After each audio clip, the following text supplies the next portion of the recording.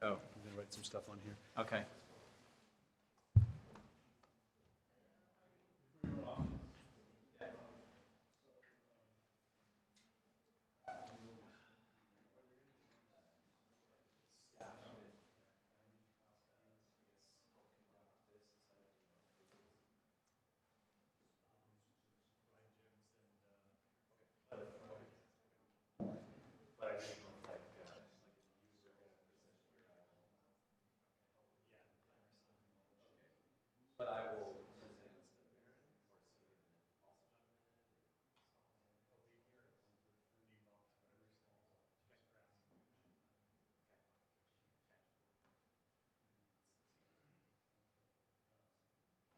Trying to decide if I should send you that contact info. I jumped through all these hoops to get room on this. It's one of those things where he's trying to answer questions. One of my main brokers is from the Seattle area, and he's trying to get his head wrapped around who's in the area, what challenges are there, because they're just trying to have a say if this is approved. What would be the startup time? So, I'm gonna send you his song. I actually did like to send it. Anyway. That's it. Hey, too.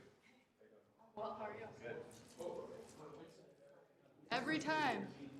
Except for me, I sat there last time. That's where I sat last time. I love how the word meeting has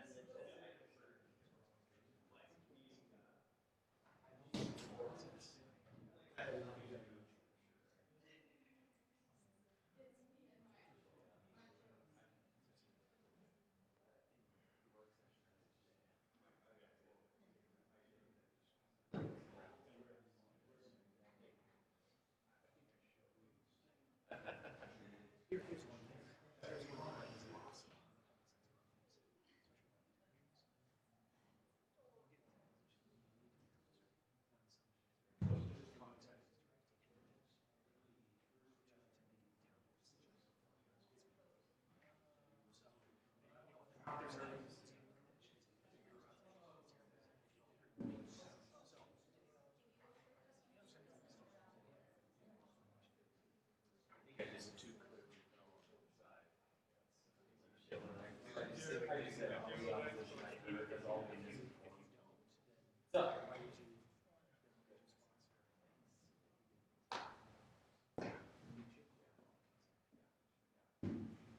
What's this?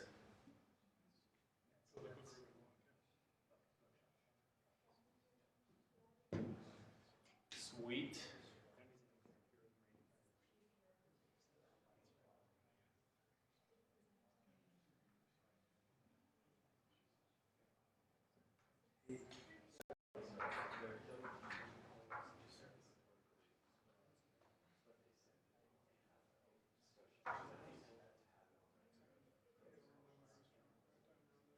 Oh yeah, yeah, right. I don't know how long the first ones are. That's the future.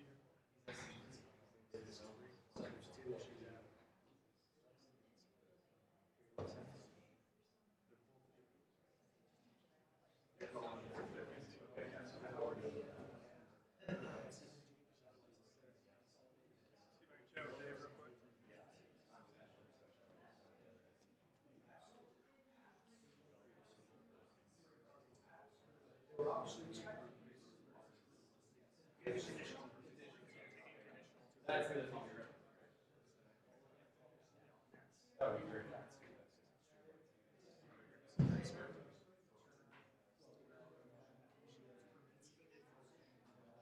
How about you guys?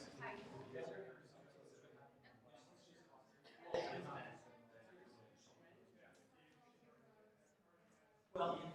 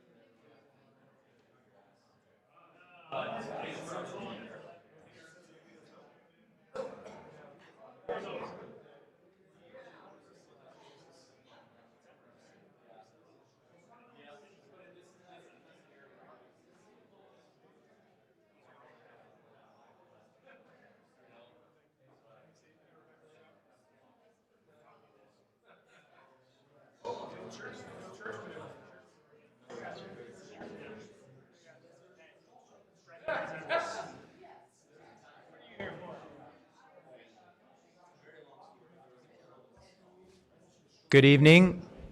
I would like to call this meeting to order. This meeting is being broadcast live on the web on the Provo City Council YouTube channel, where it will also be available for on-demand viewing. We are gathered here at the Provo Municipal, as the Provo Municipal Council on Tuesday, January 21st, 2020 at 5:37 p.m. at the City Center Municipal Council Chambers at 351 West Center, Provo.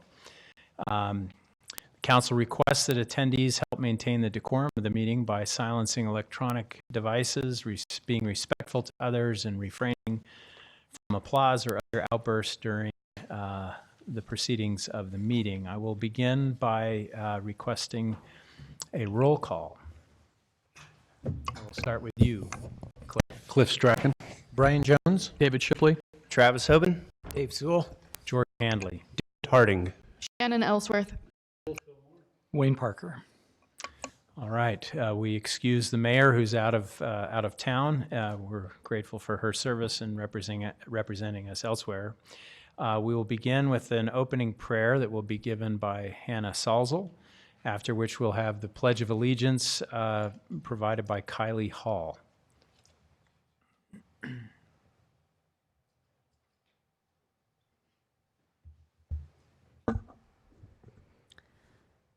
Our Father in heaven, we are grateful for the opportunity to come here today to debate and discuss and to share ideas about how to improve our community and the lives of the residents of Provo City. We ask that everyone might be able to speak their minds confidently and clearly, that we will all contribute to rational discussion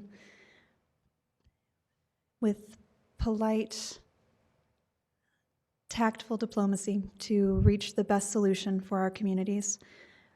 We thank thee again and ask thy blessing. Say these things in the name of thy Son, Jesus Christ. Amen. Amen.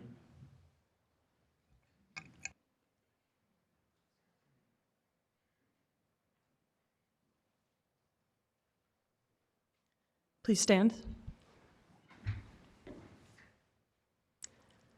I pledge allegiance to the flag of the United States of America and to the republic for which it stands, one nation under God, indivisible, with liberty and justice for all.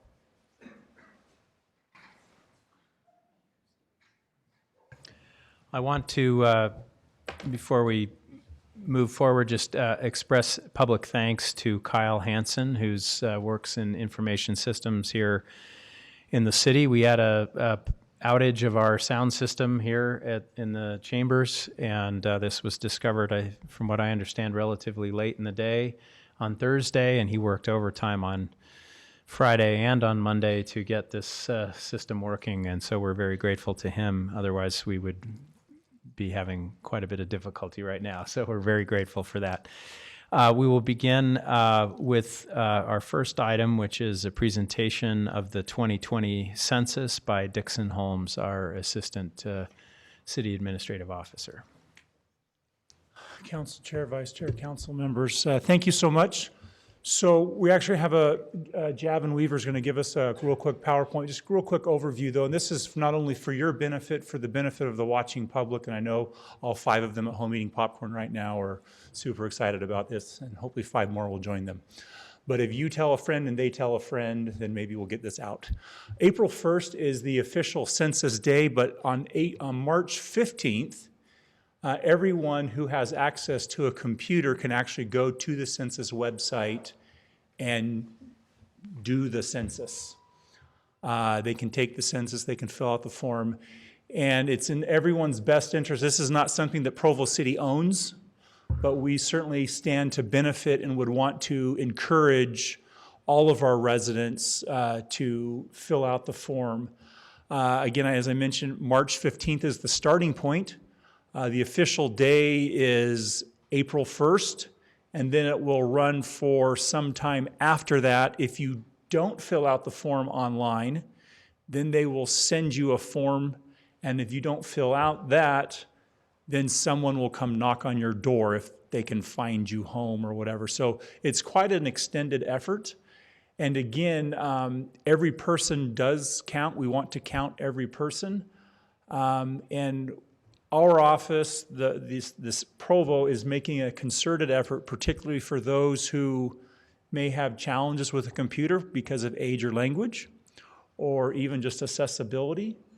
We're super concerned about some of our non-English speaking populations, and we're also concerned with the elderly, but the biggest one is the students. So if you know a student, many of them might think, well, my parents will take care of that, or I'm not from this area. It's you take the census on the day of wherever you are, and you count where you are, the place that you intend to return to that night or the next week. Not, I'm going to go home at the end of the semester, so that's where I'll be counted. You want to be counted locally.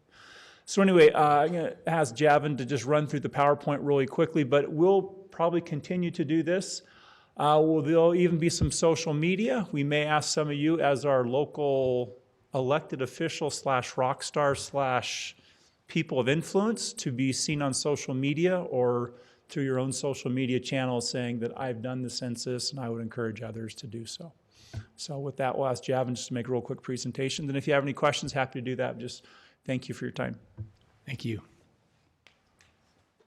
All right. Can you go to the next slide, please? This is not working. All right, so the census is a count of everyone living in the United States, and it helps us as government officials, even on the federal level down to a local level, to make decisions in our own communities. On the next slide, please. It started in 1790. It's done every 10 years, every decennial year, and it helps us determine how many seats we have in Congress, and it really helps us to also redraw our congressional boundaries and school districts. On the next slide, so the big thing is that it's about money. A lot of money is allocated based on census numbers, and having an accurate count for what that number is really helps us to get the right amount of money down even on the local level. And it does help us provide money that would go to local programs and services provided in our own communities. These types of things would be public housing, health care, programs, early learning schools, financial aid, hospitals, nursing homes, our roads and highways, emergency services, even going down to programs that are being provided within Provo School District. So a lot of it, even though you may not understand how the money comes from, but it really helps to have an accurate count so we get as much money for Provo residents. Biggest thing, are your answers safe and secure? A lot of people have that concern because this is the first year that the census is really trying to push for an online response. They're really doing as many online responses as they can versus the traditional way by mail and or phone. Federal law protects this. It's protected from ICE and FBI, CIA, Homeland Security, other government entities of such, and it cannot, that information cannot be shared. So whether there's that fear, but it is protected with that. And there are several, on the next slide, please. There are several precautions put into place to keep this data safe from being breached. They've added extra layers of security to really make it encrypted to prevent breaches from happening. Because that can be a really big concern when you are putting out all your information on the internet. So the biggest thing here is, where do you count where do you live? Or where do you count where you live? You count on the day, specifically April 1st, 2020. Technically, I want to say it's March 12th that you can start taking the census. But so if you're a student here in Provo, attending any university, if you're living in Provo City on that date, you should say Provo, Utah. You shouldn't say anywhere else. If you're, you shouldn't have your parents count you, etc. Group quarters, such as on-campus housing, that is done differently, so they don't need to worry about that. The group quarters handle, the census contacts them and handles that. However, if you're living off campus, you will want to say Provo City. And next slide, please. So you can go to www.2020census.gov on March 12th. That is when the link goes live. Anyone can go on that date and start doing the census, input your information, and send it off then. You should get a postcard in the mail prior to that, reminding people how to do it. As Dixon said, if you don't do it, then you'll have people coming around to the neighborhood trying to reach you so that you can do the census. Biggest thing is just spreading the word about the census, whether that's through social media, through the different platforms there, or just suggesting it to other people on to go do it. Because I don't think if I was 22 again in college thinking, oh, my parents would do it. It's just helping as a parent, perhaps understanding that your adult child needs to take the census. So, and it's important for Provo City, and just do it, take the census. Thank you, Javin. Appreciate it. Thank you, Dixon. All right, we'll move on to item number two, which is approval of minutes from October 29th, 2019, and from November 19th, 2019. Are there any objections or requested changes to these minutes? If not, I declare the minutes approved by unanimous consent. Mr. Jones, would you provide us some explanation about our public comment? Yes, Chair Hanley, thank you. As indicated on the screen, a required public hearing will be held for certain agenda items prior to council action. In a moment, we'll show a chart that shows what those items are. After each such item has been presented, time to comment will be provided for all those who wish to speak. For items that do not require a public hearing, public comment will still be taken following presentation of the item, but will be limited to 10 minutes. At this time, 15 minutes have been set aside for an open public comment period, which is intended to allow comment on matters that do not appear on the agenda. Persons who speak during this time to an item that is on the agenda will not normally be afforded a second opportunity to speak during the comment period specific to that item. During any public comment period, each speaker will generally be limited to 2 minutes. Additional time may be given to individuals specifically invited to speak, such as applicants, neighborhood chairs, or others that may be representing additional persons. John, can we put up the slide that shows the agenda and what, okay. So you'll notice that item number 2 is a public hearing. The other items will just be opened for public comment. If you would like to speak during the open public comment period at this time, and any time that you do public comment, please begin your comments by stating your name and city of residence. Due to noticing requirements, no formal action will be taken in this meeting on matters that do not appear on the agenda.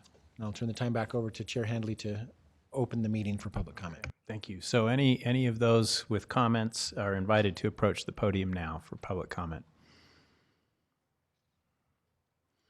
Okay, we will then move on to our first item on the action agenda. This is an implied motion on Public Works Department request of a general plan amendment to correct language in Area 5 of the Annexation Policy Map. This is in the North Timpview neighborhood, and it looks like are you our presenter, Austin? Okay. Shane. Or Shane, okay. Okay, thank you, Council. So this item, in this part of the city code, there's a map of places in Provo that could be annexed into Provo City if the city chose so. And number 5 is in the northern area of Provo, kind of up on the foothills. And in the code, it states an elevation at which if someone were to try to build above that, then the city would have to change something in its water in its water infrastructure to get water up to that development. And Public Works is hoping to change that from the stated approximately 5,200 feet to 4,876. And Shane Jones has all the details on technicalities of it. Okay.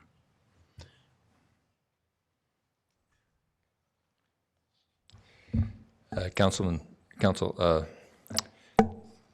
as previously explained, there are several pressure zones in Provo City.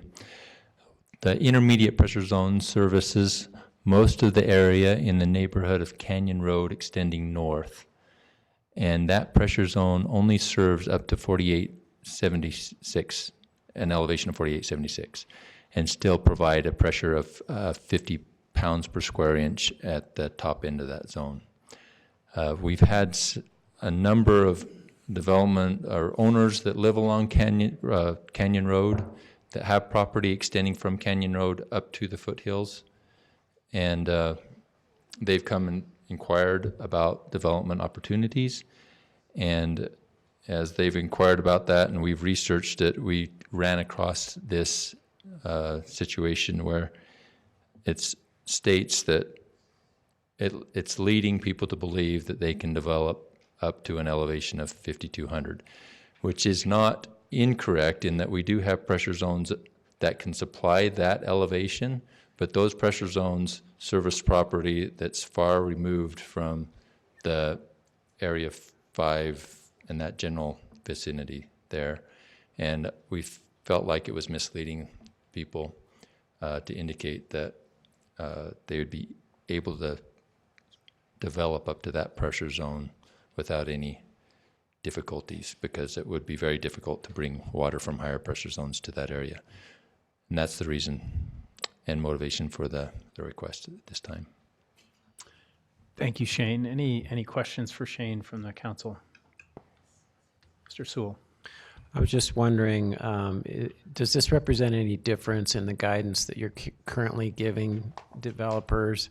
I mean, in the sense, like, is there somebody right now that is planning on building at 5,000 feet that all of a sudden is going to not be able to proceed because of this change, or were you already telling them? No, we've been telling developers this for a number of, for a long time. In particular, the last development that was approved in that area was Canyon Farms, which is farther to the south of Area 5 by maybe a half mile or so. And we limited them to that 4876 elevation. And so they had to split their development into 2 phases in order to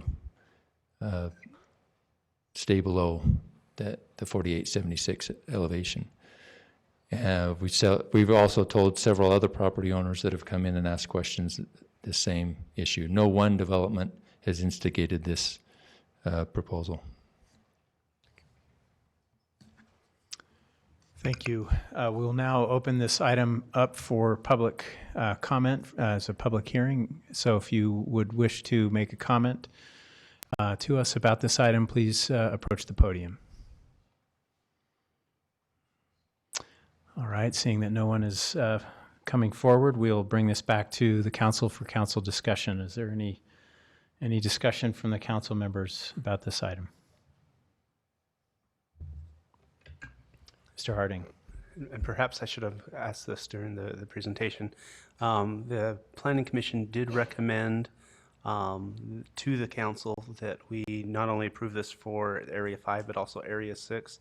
So I'm just curious, perhaps, if we could know why the staff decided to move forward with this proposal of only doing Area 5 and not also combining Area 6. Shane, could you address that? Sure.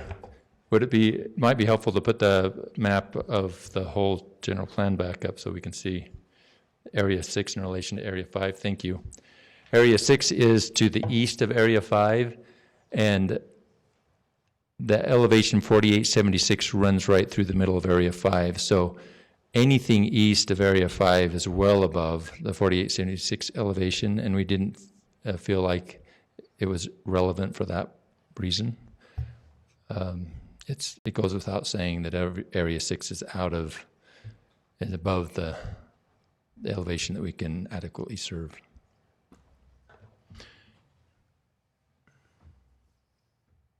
I have a question. Yes. Is Area 6 up here in the canyon, in that northernmost part, is that also outside of that elevation range? That little pocket?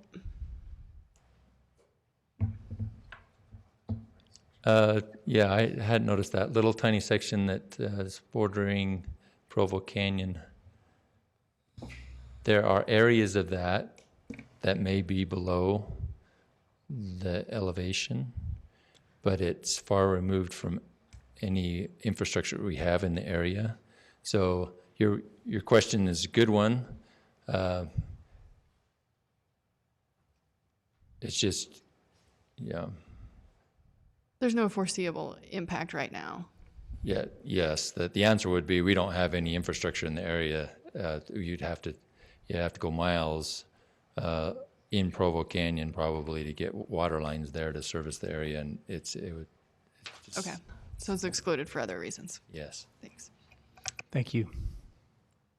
Yes, Mr. Jones. I would just also note, looking at the map, that none of the text regarding Area 6 actually even contemplates development. The language that's in there about Area 6 says that it might be annexed in order to preserve the hillsides from mining. It doesn't say anything about development even being a possibility. I also noticed in reading through the materials, and I'm forgetting what SDP stands for now. It's maybe Mr. Pepperoni can help me. It's a development plan, specific development plan. That was actually really enlightening to read through that and recognize that, given some of the concerns with some of these potential annexation areas, we don't have one of those to guide decision-making there. So we need to be thinking about that, but that's maybe beyond the parameters of what we're discussing here right now. Any other comments about this proposal, this request? Any other discussion? All right. Does any council member desire to consider this item again in the next council meeting, since this is the first time that we've heard this item? All right. So I will call for a vote on the implied motion. All in favor? Okay, the voting is unanimous. We'll move on to item number 4. Community and Neighborhood Department requests ordinance text amendments to amend permitted uses in the neighborhood SC1, the community SC2, and the regional SC3 shopping center zones. And this has a citywide application. And our presenter is Javin Weaver. Thank you. So within our shopping center zones, we have permitted uses. And in every zone specifically, we actually have permitted uses. And within those uses, they're categorized by the standard land use code, which is a universal code that designates numbers to specific uses. Staff felt it was a need to go through these specific shopping center zones and look and see within these uses, under permitted uses, there's a subsection category called conditional uses, and see with that specific use, would staff feel like there would need to be a need for a condition added to that? If not, then it should be shifted to the permitted use category. Additionally, in reviewing these, it's really hard for Planning Commission to deny conditional use permits based on, it can be very difficult for them to do that. Staff felt the need to also recategorize some of the permitted uses into a more broader range category, from a case specific of 6513 dental office to 6500 professional office, which allows for more uses that are of like nature within the zones. Additionally, having these being permitted uses really helps streamline the process for people that would like to do business here in Provo. They don't have to do a conditional use permit and go through that process, since there would be a permitted use. It also gives planning commissioners and staff the ability to do other planning work that is more pertinent than conditional uses. Also, it's also good practice to try to shift away from conditional uses and shift them to permitted uses. Are there any questions? Any questions for Mr. Weaver? Go ahead. So as I was reading through this, I think I stopped writing down questions when I got to 19.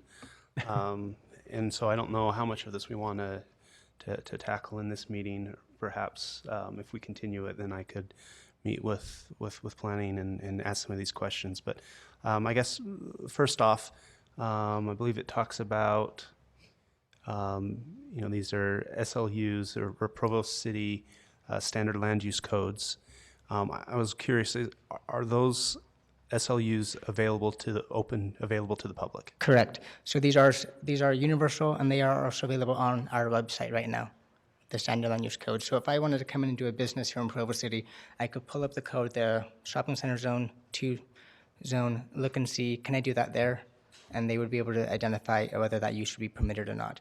But the actual whole list of the codes, either numerical or alphabetical, is available on our website. Okay, that's good to know. It's been a few years since I looked for that, but years ago I was not able to find anything on the Provo City site, and even I think I only found like, it wasn't even like a text PDF, but like a photocopied PDF of something in another city that was incomplete. So that's first good to know. If I had known that, I could have looked up perhaps some of the answers to some of these other questions. Because a lot of them, looking at this, I see that 4,700 is added, wasn't there before, is now there. And I don't believe that was a conditional use before, but I don't know what that entails. What are some of the subcodes underneath communications? And that's an example of one of my 19 I can't. Yeah. I can't recall exactly under that one. However, Planning Commission, we went through this extensively in a couple of different study sessions. I'm not sure if Shannon, if you were part of that conversation or not, to really hash this out and to think critically on some of these. And Planning Commission felt very positive in shifting them this direction. And I support this effort as well. I want to be clear on that. But I also feel like I also need to, provide some oversight and take a look at these myself. I'm trying to think. Yeah. So I guess I'll just need to spend some time with this. As long as I have access to those codes, then I can look through them a little bit closer. 4,700 was already conditional use prior to this. And we just, and so we're just shifting it over. So what we added primarily, a lot of these things that are going to permitted uses, we're not necessarily adding new uses to the zones. Okay. That's not what we wanted to do. We wanted to keep them as is, but help to streamline some things. Yeah, thank you. Mm-hmm. Any other questions for Javin? Go ahead. This is largely a consolidation and simplification, is that correct? Correct. Okay. So no fundamental land uses have been altered? Correct. Thanks. I guess, is this a question? Maybe this is more for the discussion, so I'll hold off. Thank you. Okay, thank you, Javin. We'll now open this up for public comment. If there's anyone from the public who'd like to address this issue, please come forward. Okay, in the absence of anyone coming, we will now bring it back to council discussion. Anybody would like to make a comment or offer any discussion? So there's a lot that's being proposed in here, and yes, a lot of it is consolidation. A lot of it is moving things from conditional to permitted, but without knowing what the codes are. When something's consolidated, again, as the example from dental offices to professional offices, I don't know what other types of professional offices were previously not permitted and would now be permitted. So that's one just area of concern. I want to be able to kind of look through it myself, and it sounds like that's online, so I'll be able to do that if we do continue this. And then the other concern I have, having spoken with planners in other cities as well, there seems to be some disagreement perhaps about the value and the use of conditional uses. And so I am a little concerned about just kind of wholesale moving things from conditional to permitted. At least at one point, the municipal council said, we're making the choice to make these conditional and these permitted. And so I just want to make sure that I feel like I need to feel comfortable with those choices and with making those changes before moving ahead with them. So I just wanted to make sure that there were those two different things that I'm concerned about and would like a little more time to look into. Mr. Chairman, I concur with Mr. Harding. I'd like a little more time on that. All right. Any other comments or questions from the council discussion? Well, I will take that as at least 2 votes for continuing this item. All it takes is 1, but we'll take 2. And we will continue this item to our, does that automatically go to our next agenda? Okay. All right. Thank you, Mr. Weaver, and thank you, council. We'll move on to number 5. Courtyard at Jamestown, LLC requests an ordinance text amendment to the professional office zone This has Citywide application, and Brandon Larson is our presenter from planning. Yep. Brandon Larson, Development Services. In October of last year, just a few months ago, the applicant, Courtyard at Jamestown LLC, came to the city, to the Planning Commission specifically, and obtained approval for an expansion of the Jamestown Assisted Living Facility in the off University in about 3200 North. After they received approval, they started looking into, they started gearing up for asking for a building permit from the city. And during that process, they started pulling title reports and found that there was an issue with a portion of the land that was included in their project. And so they asked our office if they could remove I think it was a little less than an acre of land from the project. And we talked about the implications or the results of removing that land, and the biggest really the only challenge with removing that land was they wouldn't meet the lot coverage requirement. This property that I'm speaking of lies in our public office zone, and that there's a lot coverage requirement that requires that a lot be covered by no more than 30%, that buildings and structures cover no more than 30% of the lot. And so if they took that piece of land out, then they would go over that 30% threshold. I think they'd get to about 34%. So they are proposing an amendment to section 1416.120 of the city code. They're proposing that the Development Services Director be given the authority to vary the permissible lot coverage by up to 5% if the property that's asking for that adjustment lies adjacent to a public amenity like a park or trail. So when staff got this proposal to work on, we drafted a version to kind of clean up the language a little bit and took it to the Planning Commission. The Planning Commission recommended to you a more simplified proposal that staff's supportive of as well, and that's just simply to change the lot coverage requirement to 35, from 30 to 35%. Staff sees that as a reasonable recommendation and is not concerned with that proposal. We see it as a benefit to the property owners in the PO zone, and also we also note that it's a very modest upswing in that lot coverage requirement. And if you to give you an idea of where the PO zone is in the city, probably the best example is the Jamestown area. You think about the Jamestown area, it's kind of a higher end office area that's kind of open and has a nice feel to it.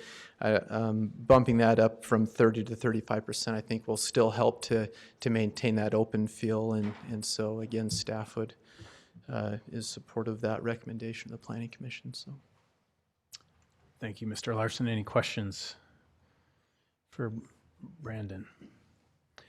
All right, we will now open this item for public comment. If there's anybody from the public who'd like to address this item, please come to the podium. All right, we'll bring it back to council discussion. Any discussion of this item? Mr. Harding. I apologize to my fellow councilors. I guess the struggle that I have on this proposal is we came with a more specific proposal, though it was being applied citywide anywhere there was a PO zone, but would only affect those that are adjacent to public amenities. And it's modified a few times, and so we're now to the point where we're considering increasing the lot coverage of all PO zones across the city by right, and the reasons for doing this, from between this meeting and the last meeting, I've heard, gives more flexibility as a benefit to the property owners. It's a modest increase. I think, by my calculations, it's a 17% increase, which is, I think, fairly substantial. But I think this gets to a comment that Councilor Fillmore mentioned earlier about, there's no one advocating for the other side. This is a proposal that staff recommends, and so we're getting all the reasons to do it. But if moving from 30 to 35 gives more flexibility and is a benefit to the property owners, why not 40? Why not 45? If there's only advantages to increasing it, I'd love to hear kind of the counter arguments, or what are we trying to balance, and do we think that 35 is the right number that we should be at, or is just 35 just what accommodates the current request?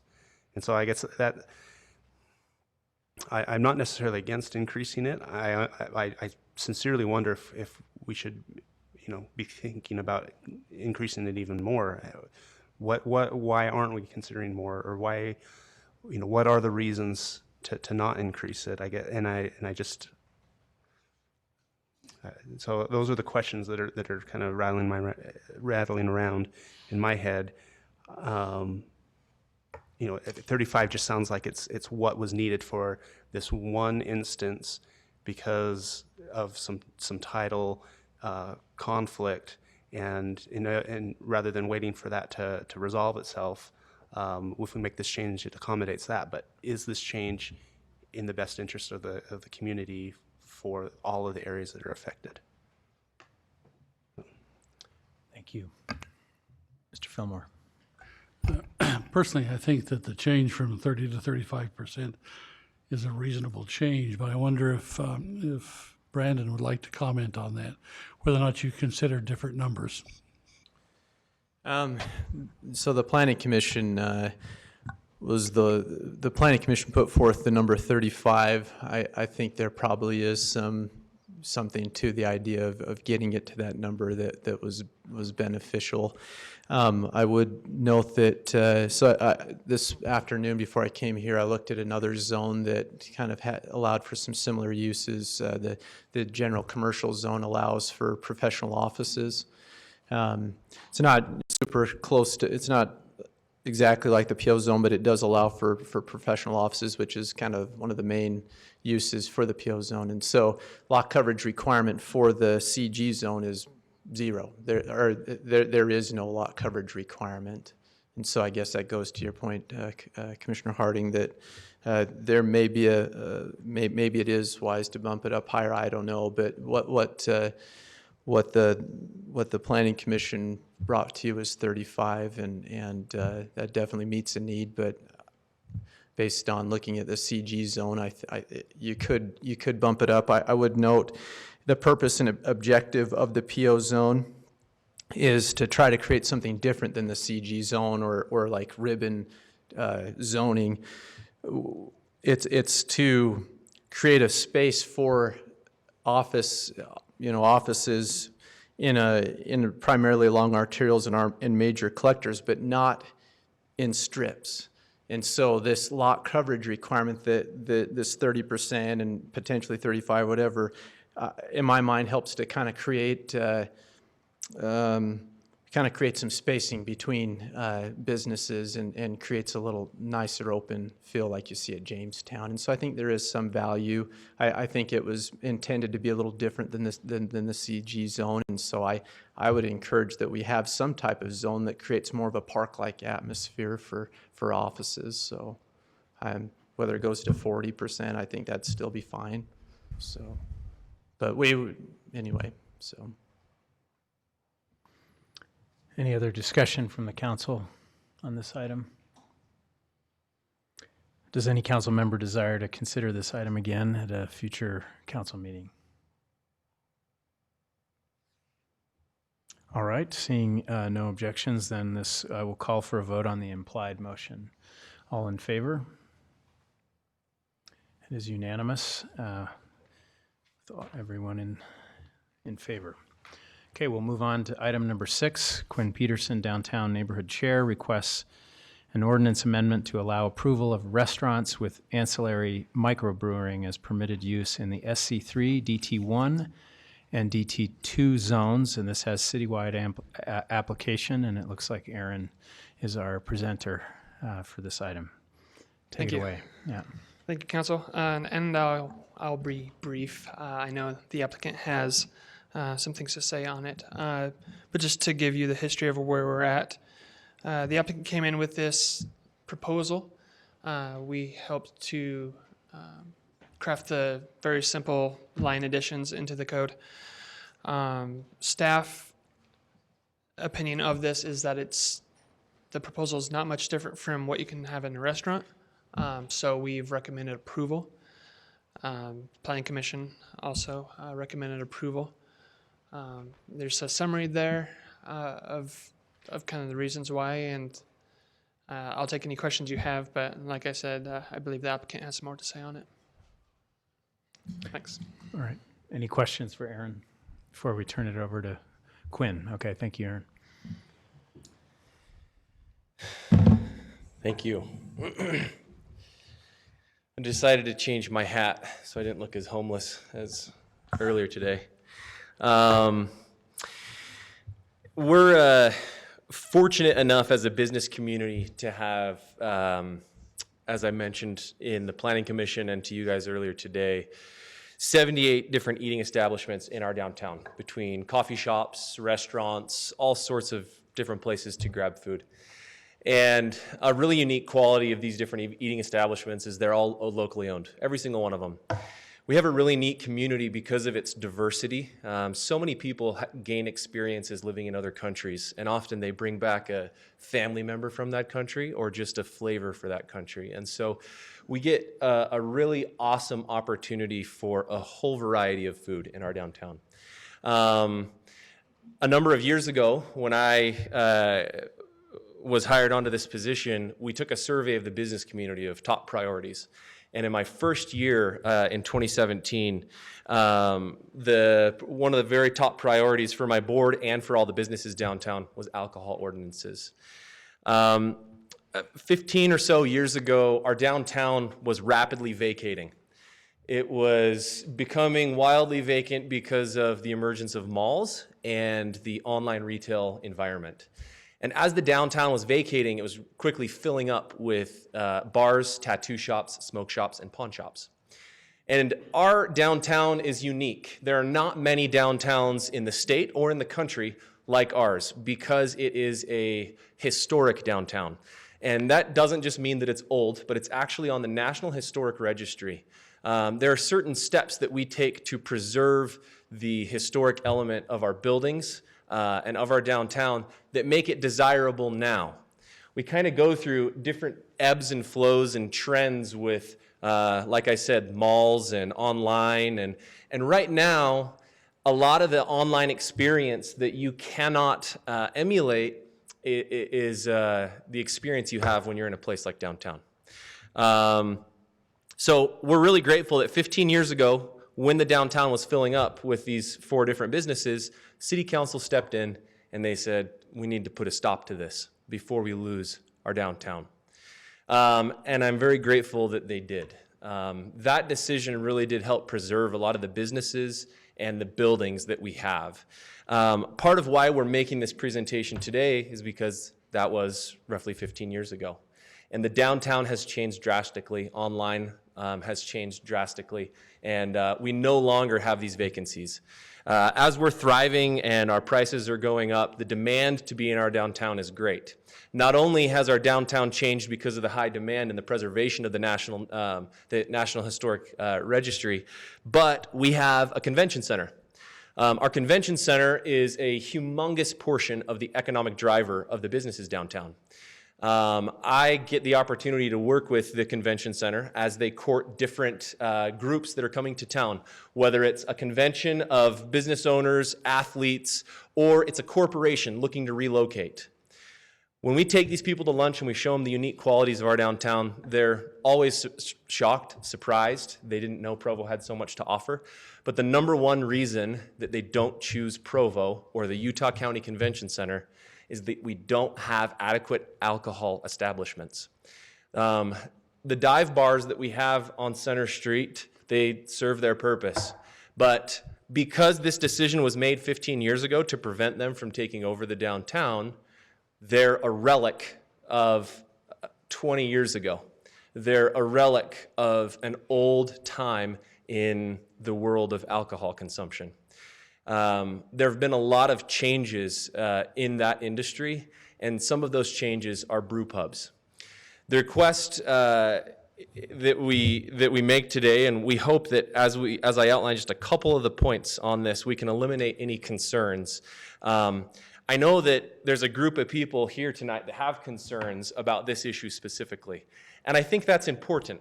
They're not to be, pushed to the side, because I think that this is a sensitive issue for a lot of people. But fortunately, a lot of the time that I have spent in the past 2 years researching this issue, as I visit with these people who have concerns and actually outline what the proposals are, those concerns are alleviated. So hopefully I can address some of those concerns for this back row over here as I outline some of this. Some of the concerns are more alcohol. Oh, we're going to have all this alcohol in our downtown. Just to clarify, we have 15 restaurants in our downtown currently, all that have alcohol licenses. So the alcohol licenses are handled through the state. There are a whole series of requirements to get an alcohol license. There's a percentage of the sales that have to be generated from food versus alcohol. They have to report these sales annually, and they're audited. It's a 70-30 split, so that is one thing that needs to change in the summary. The state rules require that 70% of their overall sales come from food, and 30% come from alcohol. As soon as that dips over into 31%, they lose their alcohol license.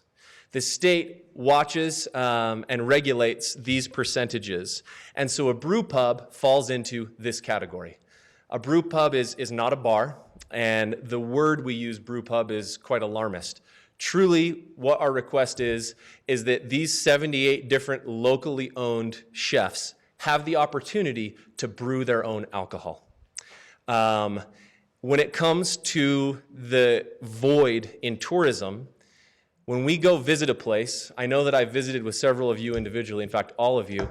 Many of you travel for business. And when you go travel to a fun place, maybe you bring home some tokens or trinkets for your kids, or you bring home a piece of clothing like George Hanley's piece when he just visited, what country was it? Cambodia. That's a neat piece that you can bring home with you. If you're in this culinary world, having an opportunity when you come to eat at a restaurant to drink a brew that's unique to Provo is an experience that a lot of these tourists and business owners want to have while they travel. And right now, even though we do have the convention center, the patrons that want that experience go down to Springville to Strap Tank, or they go up to Point of the Mountain to have those because Provo doesn't offer it.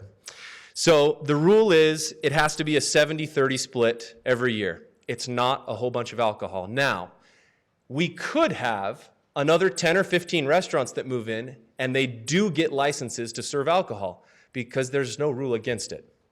We could have all of those move in, and the only way they're able to serve more alcohol is if they have really great food so that they can keep that 70-30 balance. And that same thing applies to this new establishment who wants an ancillary microbrewery. Additionally, if it's an ancillary microbrewery, which means it's attached to a restaurant, there are limitations on the amount of brew that can be produced in that facility. Because it's ancillary, it's for them to serve in their restaurant. Some of the other concerns were about this floodgate that opens. Some people have mentioned, what about all the restaurants we already have? What if they all want to have a brew pub? They all want to start brewing. The machinery's enormous. It's expensive. The rules at the state and the rules at the feds are, to be honest, a nightmare. Jared said, who's working on some of these applications right now, it takes about a year to get this license all processed. The businesses who are currently operating would have to acquire additional property, additional licensing, and close for a period of time to make sure that they can jump through all the hoops and get approved. They could apply if this land use is opened, but I do believe that the main requests will be from new businesses who have this as a part of their business model. The safety, there were public safety concerns that as additional alcohol is consumed, additional crime might happen. Some of these concerns were brought up with city council staff, and the public safety officials here in Provo were questioned, and the statement was that they don't care either way. We don't see an overall concern with public safety regarding an additional restaurant who can serve alcohol and the impact that it will have in the community. The other slippery slope concern that we have, if we open this door now, who's to say we won't have 1,000? Well, you are. You will say that we don't have 1,000. For us to say that we're allowing this land use is not the final discussion. The next decision is a license. The license associated with this land use outlines certain things like we want one per however many thousand residents, or we want one for every other block face, or however you guys decide is best. Those additional rules about what's produced, how many there are, how often, whatever, that's a part of the license that'll be created in conjunction with this approval of the land use. There was additionally an accusation that was made, and it'll probably be made here in a few minutes, that there was a very specific strategy put forth, that we waited for certain city council members to leave and certain city council members to join. That's also false. This, as I said, is an issue that we voted on in 2017, and we've been researching it for 2 years to see best practices in other communities and best practices here in our county and how that's handled. The only reason that it's come forth now is because we actually have an applicant who's prepared with a business plan. And that has expedited this whole discussion, and that's why we're coming to you, because the applicant's prepared to open this business.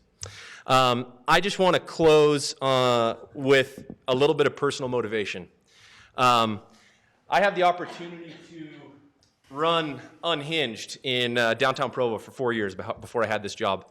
And when the tourists come into town and they see me standing there with my beard and my funny hat, they think, man, this city is so weird. It is so full of Mormons. Can you please tell me where to find some alcohol? And so I'll direct them, and I'll tell them where to find some alcohol, and then I let them know that I actually don't drink myself. I've never had any alcohol, and I don't plan to. But part of what's been really difficult, as I've been involved in some ecclesiastical opportunities sharing this message of a belief system with visitors, if we want the opportunity within my organization to share the message of our beliefs, we need to make sure that these visitors feel welcome. And if these people coming into our community feel immediately alienated and ostracized, it makes having these introductions more difficult. I want to hear what questions you've got and then see how we can address them. Thank you, Quinn. Any questions for Quinn from the council? Mr. Hoban. Hey, Quinn. I watched the Planning Commission, and also in the work session today, you mentioned enforceability of this 70-30 rule, where if a restaurant were not to have 70% food sales, they're shut down. Is that based on any experience, or is that just that's what you've heard, or? Yeah, so that's an annual audit, and that's how the license is handled each year through the state. Is that right, Jared? Yeah. Okay. Hannah, I had posed that question. Were you able to find any additional information on how that 70-30 rule is enforced? And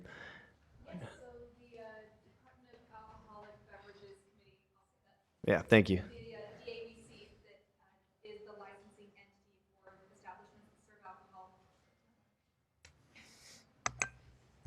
I know, I put you on the spot. I'm so sorry. Oh, Hannah Salzel, Provo City or Provo Council staff. The DABC, Department of Alcoholic Beverage Committee, The licensing entity for establishments that sell alcohol audits restaurants periodically, and they have to provide the receipts and prove that 70-30 split. They also have to, when they apply for their license annually, show that they are meeting the requirements. And just to add to that, there's also a massive background check that happens with anyone who wants to open any place that sells alcohol. We've had a number that have tried to open restaurants that serve alcohol in Provo. They've been rejected because you need to be pretty spotless to operate some of these facilities, because there's a massive amount of liability and accountability at the state level. Any other questions from Mr. Peterson? Mr. Harding? And I don't know if we could start with you, and if you don't know the answer, we can look elsewhere. But you talked about the next step is creating the license, and there can be limits within the license, concentration per resident or per block face or whatnot.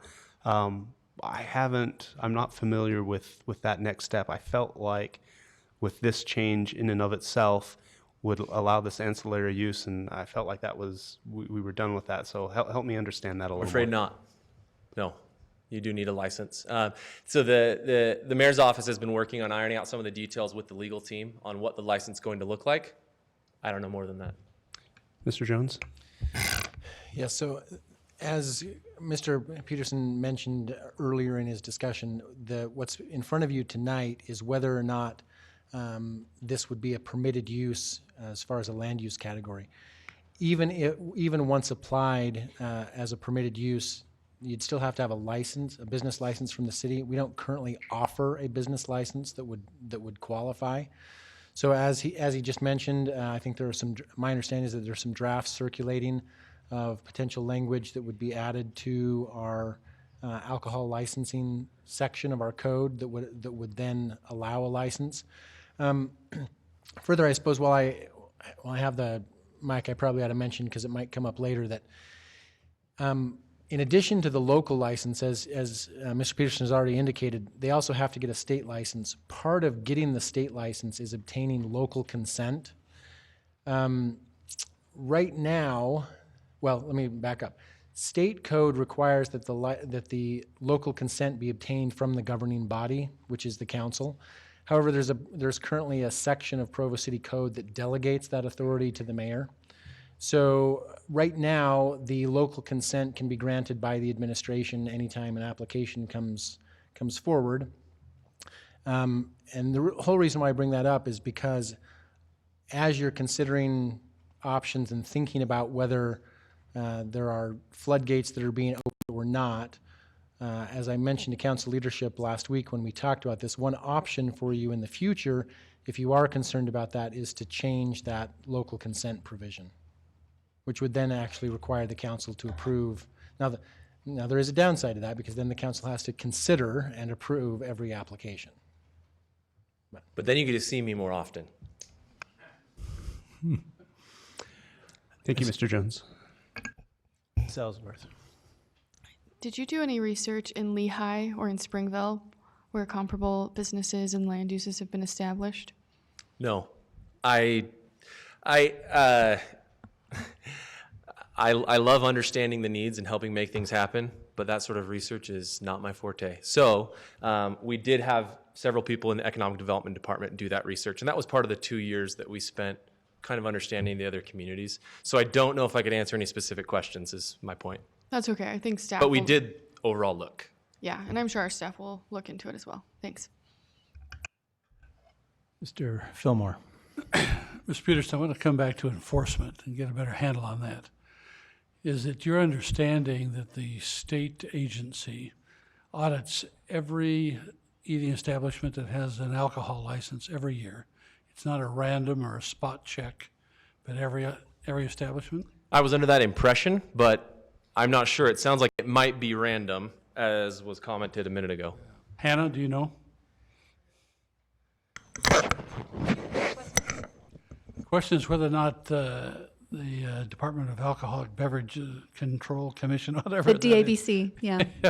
Whatever that is, the question is, do they audit every eating establishment that has an alcohol license every year, or is it a random spot check? And theoretically, somebody could not get audited for 5 or 10 years. It is a periodic spot check. I'm not sure how frequently they do it. I'm not sure they want it known necessarily how frequently they do it if it's a surprise audit. But it's also on the establishment annually when they apply for their license to prove that they're meeting these requirements in addition to spot audits. The Department of Public Safety also sends in undercover officers to various establishments to make sure that they aren't serving to minors or breaking any other laws. Okay. Do we have any information on the extent of disciplinary action by the commission? What I mean by that is it more frequently a slap on the wrist and you better clean this up, or are they really draconian with respect to license termination? Yes, I understand your question. The current commission, one staffer, this is in the memo that I sent out this morning. I don't think people had time to read it very much before this, but it's good for the public to know as well. The staff said that the commission, the DABC's commission, currently their focus is more on helping non-compliant establishments meet those requirements, but their punishments range from anywhere to fees to help and requirements for improvement before a second audit to, in more egregious cases, outright revocation of their license. Is that the agency's discretion? Yes, it is. They are purely a licensing agency, so anything within the jurisdiction of licensing is their purview. Okay, thank you. Well, we have some additional people that can give more info to that who have experience with these licenses a little bit later on, but they did just indicate to me that it is every single year as they renew, they're inspected financially. So the spot checks that were referenced are in addition to that annual renewal. So it is at least once a year. And the undercover agent that goes and inspects all the different places is part of how they do that and find those violations. Quinn, I have a question. I'm having trouble with the logic of part of this. I understand we're not talking about a tavern, we're not talking about a bar, and I think maybe it's useful to the general public to understand the difference. The 70-30 ratio seems like a good one. I'm reassured to hear that it would be enforced, or at least is enforceable. But what I'm having trouble understanding is the argument seems to be that it's not significantly different than a restaurant.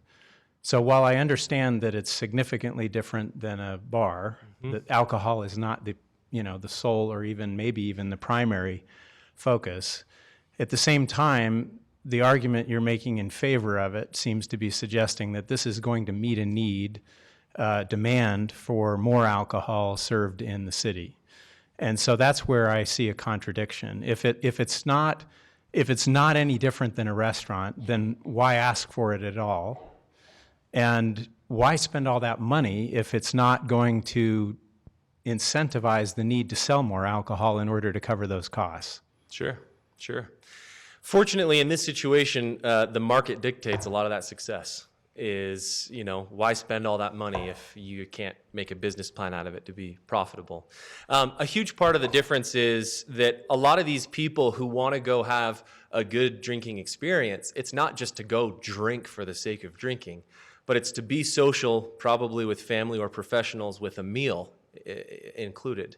And you can have a really unique drinking experience in a brew pub that you cannot have in a standard restaurant or in a tavern. Aside from that point, it is a huge piece of, like I mentioned previously, the tourism thing. One specific issue is Qualtrics, who recruit all over the country right now. There's a person in this room who once told me that when Qualtrics recruits all over the country, they tell the new employees to go live in Park City or Salt Lake, largely because the lack of a nice drinking environment in Provo. This just helps us differentiate the drinking environment without adding another tavern. Do you think that answered your question enough? Well, I don't think we have enough understanding. I mean, this is maybe for later discussion, but I still find that to be a contradiction. That it's, I mean, you're making a case for why we need it based on the fact that there's a demand that needs to be met. So that does imply more alcohol sales than normally would be met if we just had another restaurant opening up. So that seems to be where the contradiction is for me. Sure.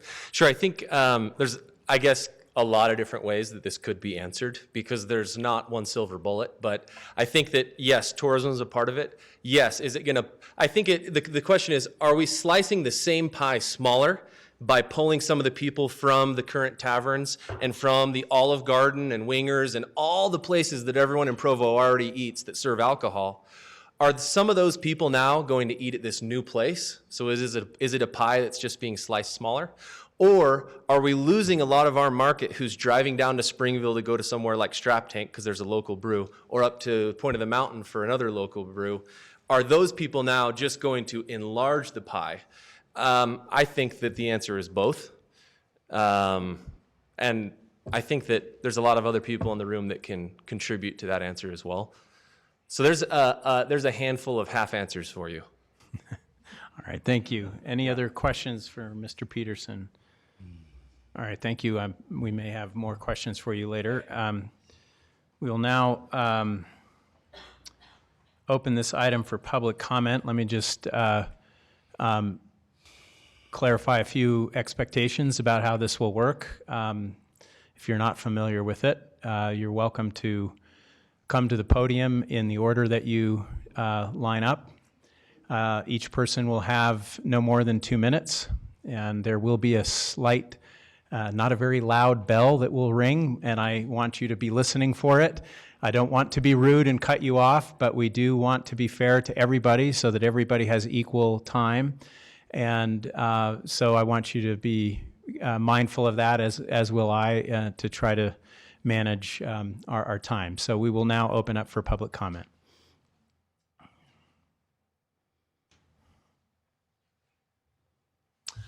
David Atchison, Wasatch Neighborhood Chair. Thanks for the opportunity. I've been talking to people in our neighborhood, in the Wasatch neighborhood, and there are two schools of thought, which is what we've heard presented already this evening. One is that these breweries would be good for business and good for the opportunities for outsiders to come in and use the convention center and hiring and all of those things. And another one is that the nature, the tenor of what we are in Provo is that we don't have breweries. One concern with the brewery, and can you go back to that slide where it talks about the 40%? Or not. It's okay if you can't. So a concern that was brought up by somebody that is not in favor of microbreweries was, yes, it says 30 or 40% of their business, no more than 30 or 40% of their business would be able to be with alcohol sales. A question is that the legal entity? Is that the restaurant itself?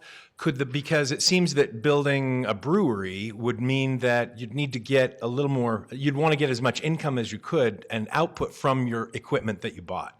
So it's interesting to think of, so will they be able to export brew to other cities, for example, and be able to bottle that up and then say that's a separate business entity, right? Then, so if you take into account that we brought in $1 million total last year in our restaurant, then no more than 300,000 of that is attributable to the alcohol. But is it that it's like, oh, well, on the restaurant side, we brought in $1 million, and on the other side, right, on a separate entity, separate legal entity, we had the opportunity to sell $2 million worth because we don't have this stricture that comes with the food. So not to muddy the waters a little bit, but it is, which is we've got folks who are in favor of breweries because of the opportunities for the businesses to grow and for that need. And then we've got folks who feel that Provo is not the right place to have a brewery and that it would be tempting to really turn it into not just a microbrewery, but a big brewery. Thank you, Mr. Atchison. Thanks. Yeah, the bell didn't go off when it was supposed to, but. Mr. Chair? Yes. Just, it's sometimes difficult to know when to add clarification or whatever, but it might be helpful to the public to know that what is being proposed now would not allow for any wholesale of any alcohol that's brewed. All the current proposal that is before us, all alcohol that is brewed on site has to be consumed on site. Okay, thank you. Mr. Chair. Yes, Mr. Sewell. Can I just add one thing to that? And that is that state law does allow that. And so it would be city ordinance that would be preventing it. Most cities in Utah that have brew pubs do allow wholesaling. Their city ordinances do allow it. So it would be likely to occur in the future, in my opinion. Okay, thank you. Can continue with public comment. Hi, my name is Blue Adams, and I was the owner. I started Black Sheep Cafe in downtown Provo, and I worked with Epic Brewing in Salt Lake City for about a year. Excuse me. And we were a brew pub, so we had experience with that. And I just wanted to speak quickly to the benefit of having the brew pub. From a culinary standpoint, it's an opportunity for brewers to showcase their product, which really complements the food or whatever restaurant they're working with. So when he's talking about tourism, people are looking for unique, locally brewed product, and some people travel the whole world looking for a unique product. And I think that's the benefit we would see with tourists coming here. And also speaking to the danger of perhaps it becoming more than the brew pub, that's a whole different licensing ballgame to be a package producer.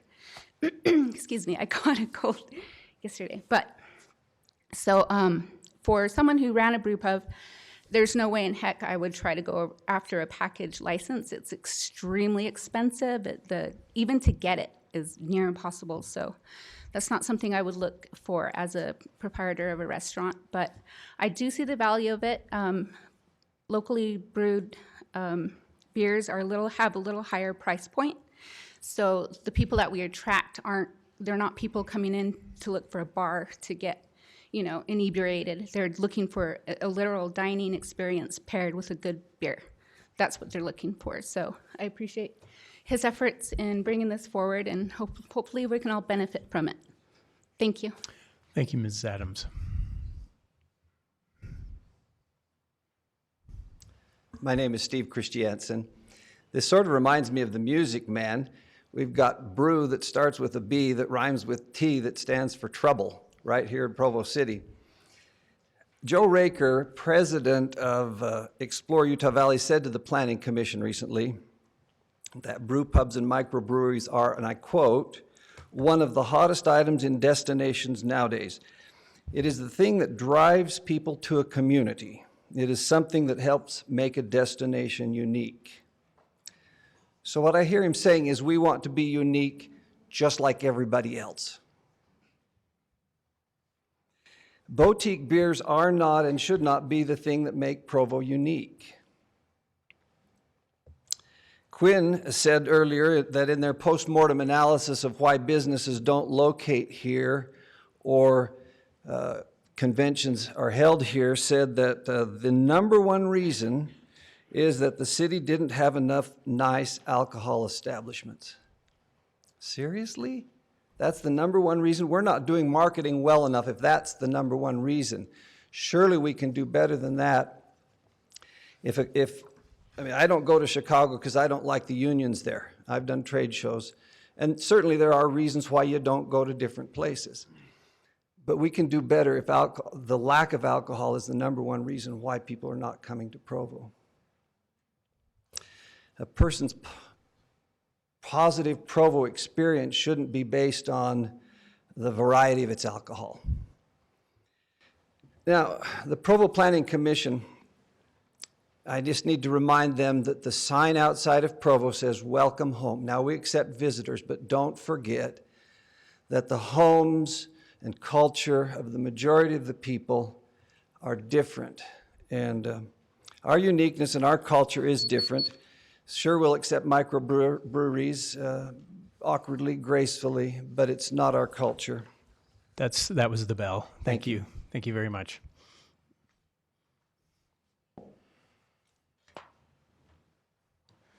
Hi, my name is Sage Pearson. I am currently a resident of the Joaquin neighborhood, really close to downtown. I've been a Provo resident since 2001, and I haven't left because Provo feels like home to me. Welcome home. In fact, last year, my husband and I and our 3 children had the opportunity to move anywhere, including Salt Lake, which we considered for about 5 seconds, and then we decided that we would rather move downtown, spend a significant amount of time and money refurbishing a historic home, because we love downtown and we love Provo. My husband and I also drink alcohol. One of the things that we love about being downtown is being able to walk to restaurants as a family, eat out, maybe have a glass of wine with our dinner, and it not being a big deal, and keeping our money in Provo. I would say right now, we probably as a family will eat at Strap Tank or some other kind of brew pub or family-friendly like restaurant, brewery environment at least once a month. And for a family of 5, that's a lot of money for us. In the grand scheme of things, it's probably not that much for tax revenue in Provo, but I feel like it's our little part. And it kills me that I have to leave to find more options when I want to give my money to Provo. I want Provo to benefit from my spending. So yeah, that's it. I'm done. Thank you so much. Thank you so much. Ms. Pearson. Hello, my name's Stephen Clark, and I'm from what we call the Wasatch neighborhood, but I call it the Tree Streets neighborhood. And those of you that have been on the council for some time know that it's been a hot place for a long time, hasn't it? Anyway, it's good to put a face with new council members, and welcome to this process. This is a great opportunity and you'll enjoy it. I don't think that microbreweries are going to help Provo City's economic development. I don't think it's going to add a dime to the city's revenues. It might a little bit, but not much. This council needs to be looking at the big picture.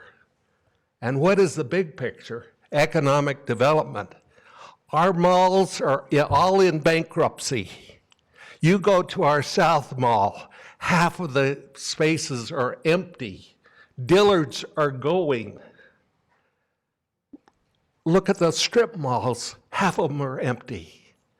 We are in bad, bad trouble as far as retail revenues.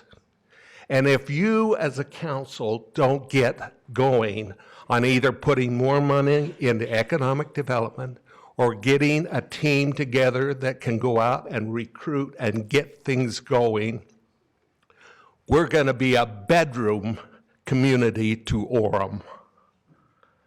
We are hurting, and that's why you guys are having to raise taxes to meet the expenses. And that isn't fair to the citizens of Provo. We need revenues coming into our coffers to cover the expenses of this city. And taking time out to squirrel around with microbreweries, to me, is a waste of time. Get with the big picture. We need help in economic development. Thank you, Council. Good luck to you. Thank you, Mr. Clark.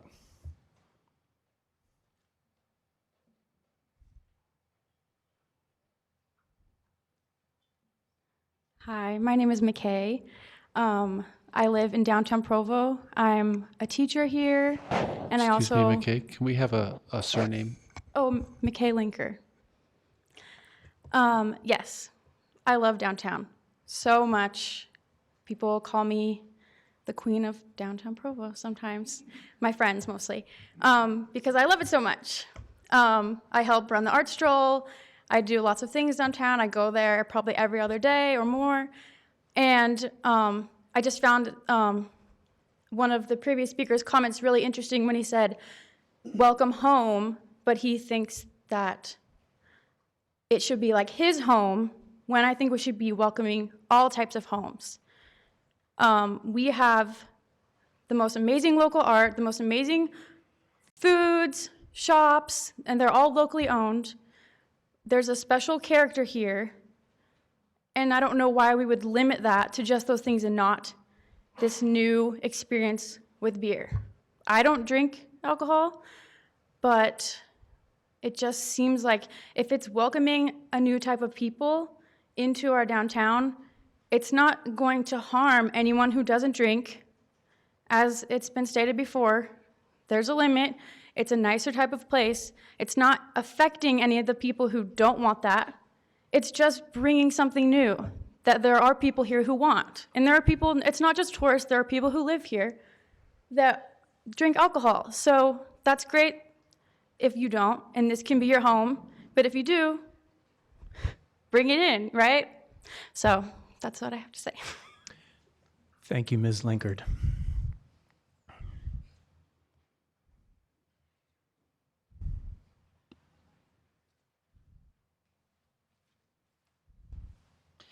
My name is Diane Christensen, and I live in Provo. And I have 2 pages of notes here, which I think I'm not going to read any of them or say any of it, because there's one thing that has not even been mentioned yet, and I'm going to be the one to mention it, and I'm probably going to make everyone uncomfortable because it's personal, but that's okay. It's okay if I make you uncomfortable, I guess. 40 years ago, I got one of the phone calls that nobody ever wants to get from my parents. I was living in Boston at the time. And my older brother, who was 27, he was a musician, and he had been with friends to a bar to check out the band. And there was a new band, and they were interested. And on their way back to their car, a young lady was also leaving the bar, and she didn't see any of them. She hit all of them. 3 of them one of them had a broken bone, and the others had bruises, and my brother was killed. He was thrown 50 feet and landed on his head, and after a little while in the hospital, he died. And here's the thing, the young woman wasn't drunk. She probably would have passed a field sobriety test. I think she'd had 2 beers. She just had enough to have a pleasant buzz and enough to not see 4 people walking where she was driving. And so lives were changed. I miss my brother. It's been 40 years. I still think about him almost every day. He had 3 children who never knew him. And so it was a tragedy. And is my point that we shouldn't serve alcohol anywhere in the city? No, that's unrealistic. But I don't like the idea, there's a difference between having a place where people go to have some food and maybe have a glass of alcohol with the food. There's that. And there's a difference between going somewhere where people want to drink, to experience the alcohol, and food being ancillary. I think that's different. I think it brings a whole new element of risk to the city, many kinds of risks, but there is a safety concern. Every kind of crime that I can imagine is The bell was a worsened by... few minutes ago, I know, or seconds I know. ago, sorry. Okay. Yeah. So I'm just saying, no decision is made in a vacuum, and I hope you'll consider the safety aspect of this, because to me, it's number 1. Thank you so much.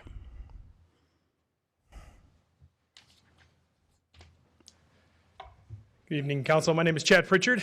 I formerly a resident of Provo, but I do own a restaurant in Provo. I own Fat Daddy's Pizzeria, and we owned Oregano Italian Kitchen. We are planning to open a new restaurant in downtown Provo.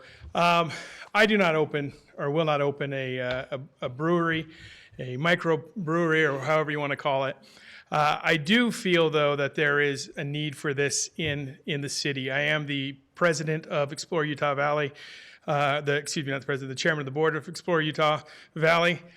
We do see many times conventions come in, and one of the mitigating factors why they leave is because there's no place like a brewery for them to go to. There is already, if I want to open a restaurant and I meet the requirements and I want to get a liquor license in the city of Provo, there is no cap on the amount of licenses that one can get. Mr. Handley asked a question about, well, it's more the same. Why are you arguing for it? When I have my restaurant, I serve what is available through the DABC distribution stores or through distributors. Something what most people ask when I had my restaurant is, what do you have that's local? And so I could give them some Utah beers or I could give them some Utah spirits, but I could not give them anything local to Provo. A lot of people like the local brew experience. It is the safest place. In fact, legislation last year at the Capitol Hill said the safest place to drink is in a restaurant because people are eating with the 70-30 split. We have to serve food. You cannot serve alcohol without food. This is a safe bet for people to eat. With the lower blood alcohol rating of 0.05, people actually are drinking less because of that to drive. Thanks so much. Thank you, Mr. Pritchard. Good evening, Council. My name is Chris Kendrick. I live in I learned tonight it's called the Wasatch neighborhood in the Tree Streets, live on Birch Lane. I have lived in Provo now longer than I lived in the place where I was raised in Idaho. Came to BYU in 1989 and have lived here ever since. And Provo's changed, I think. I could not wait to get out of Provo when I graduated from BYU. I didn't get a cap and gown. I got on an airplane and went back to Japan where I served my mission and taught English for 6 months. Came back, married a Provo girl. My father-in-law spoke just a moment ago, Steve Clark. And things have changed. Some of you may know my wife, Courtney. I think she was pretty instrumental in a lot of what's happened downtown with the rooftop concert series, what she and her friends and their committee did there. And Provo, like Sage said earlier, Provo is now a place that I don't want to leave anymore. There are a lot of things within Provo that are difficult for me, but we live across the street from our elementary school. We have canyons, we have rivers, we have lakes, we have beautiful places within 2 hours to take our family. We think about moving all the time, and we think it just doesn't make sense. With that said, I want to put my name in the yes column for however we want to term this, whether it's a microbrewery or breweries. Whether it's a business development thing, whether it's a cultural thing, it's something that I don't feel likely poses more of a danger or a threat to the community than anything else. I do think there are opportunities for development. I think it's the difference between going to a Denny's or a Starbucks. You can get coffee at both places, but a lot of people would just rather hang out at a Starbucks. Same thing. Kids will find alcohol wherever they can get it. Why not build families that can take them and have a good experience? Thank you. Mr. Kendrick.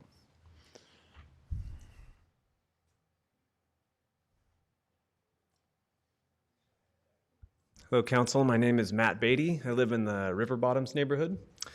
And to echo a lot of what Mr. Kendrick said, I always wanted to leave Provo, but now I'm a Provo apologist. My wife and I live here. We have 3 kids. We love the river, especially the canyons, everything. But then also to hope to answer Mr. Handley, your question earlier to Mr. Peterson about the difference between a restaurant and a brew pub or a microbrewery. It's colloquially known as craft brew or craft beer, and I consider it's an art form. It's a craft. A lot of people think of it as something special, something local. Like Chad had mentioned, he wanted to be able to serve local brews to his customers. I do drink, and when I'm traveling, which I like to do as often as I can, I love to find something local. It really does give you a distinct flavor. They're often named after local landmarks or local people or something unique, and it does add a kind of a special uniqueness to the area. So I really want to stay in Provo. We love it. We plan to stay here, and I think there's a lot of value to being open to the many homes, like others have mentioned, that we have, and just wanted to share that. Thank you. Thank you, Mr. Beatty.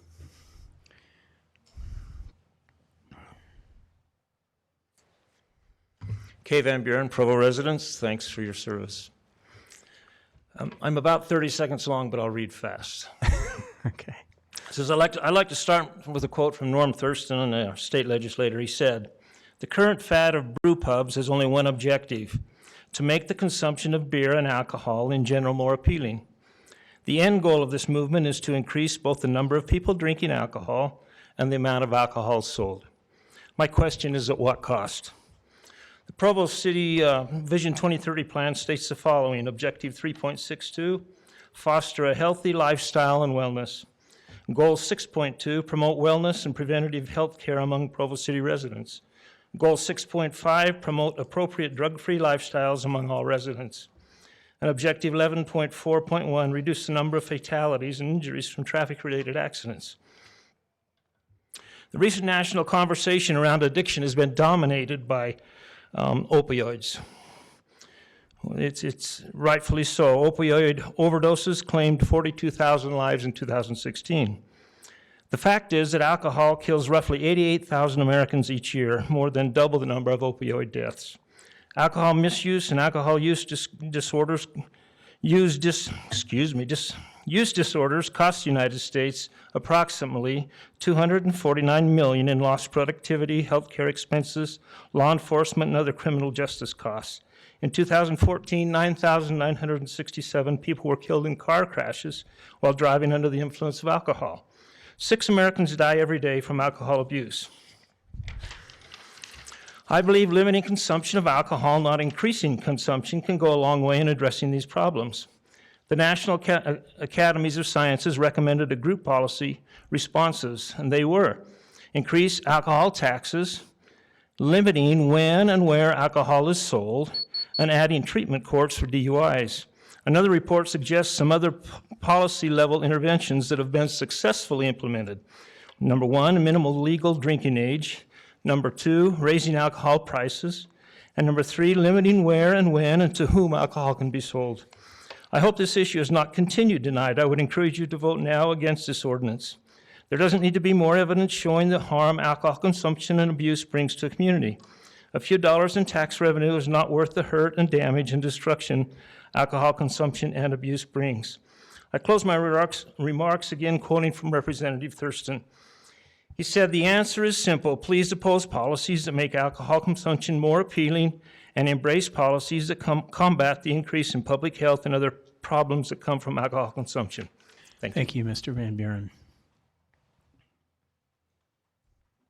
I agree with that. I'm Sherry Spencer, Mazer neighborhood. I've lived here since 1992. I do think that the breweries are something to make it appealing, trendy. It was said that you take it home. It's a thing that you take from the city you went to. It's to make it cool and popular. We're a unique city, and we don't have to be like everyone else. There's very few cities like us. I travel all over the world. I work for high-tech Silicon Valley companies, and I see unique places all over. And I come home to Provo. It's a wholesome environment. We have been nationally recognized. BYU has for Stone Cold. You haven't said it yet. I'm amazed, but Stone Cold Sober. Nationally recognized in our uniqueness for many years. And you put breweries down here, it just makes it a little more cool. We are unique. A couple of other things to think about. The reason many people don't live here is because of housing issues, more than alcohol. I know that my people, many of my peers, when they get off the plane and they're here, they do complain about the alcohol, and then many of them say, "But I wish I could live like you." And then they start to tell me some of the problems that alcohol has caused in their families' lives. It is a vice. We just need to call it what it is. I know there are tons of people who do not. You was one. There's not. They drink it responsibly. I have many friends that drink it responsibly, but it does create addiction in some. And I'm done. Thank you so much. Wait, 3 Ms. seconds to Spencer. go. No, It takes 7 gallons of water to do 1 thing of beer. If you're about the ecology, right? If you're about that. All right, thank you. My name is Janelle Aslitz. That is with 1 S, 2 T's. Sherry is my neighbor. We love each other. We totally disagree. I am for, she's against. I am also a Provo resident in Mazer neighborhood, like the other woman here. I have spent a lot of time and money on my historic home as well. My family also owns a business, a historic business on Center Street in Provo. We've been here for over 40 years. I used to buy my clothes at Woolworths. Does anyone remember Woolworths? Okay. I used to buy my clothes there 40 years ago. I am also not a drinker, but I, like Sherry, travel. I travel for work, and I also have to entertain for work. And when it comes to entertaining, I actually can't entertain here in Provo, so we end up going up to Salt Lake or even sometimes Park City. So I am for a microbrew, a brew pub. I think they're fantastic. The food is great. If it's a hipster that owns it, I'm sure they'll do a great root beer, cream soda, or even bring back a sarsaparilla. So I agree with Sherry and other people that have also said this. Provo is already unique. We don't need a brew pub to make us unique. We're already unique. There's a lot of great things about Utah in general that is unique. I also have a lot of coworkers who just love coming here and visiting. But I do think that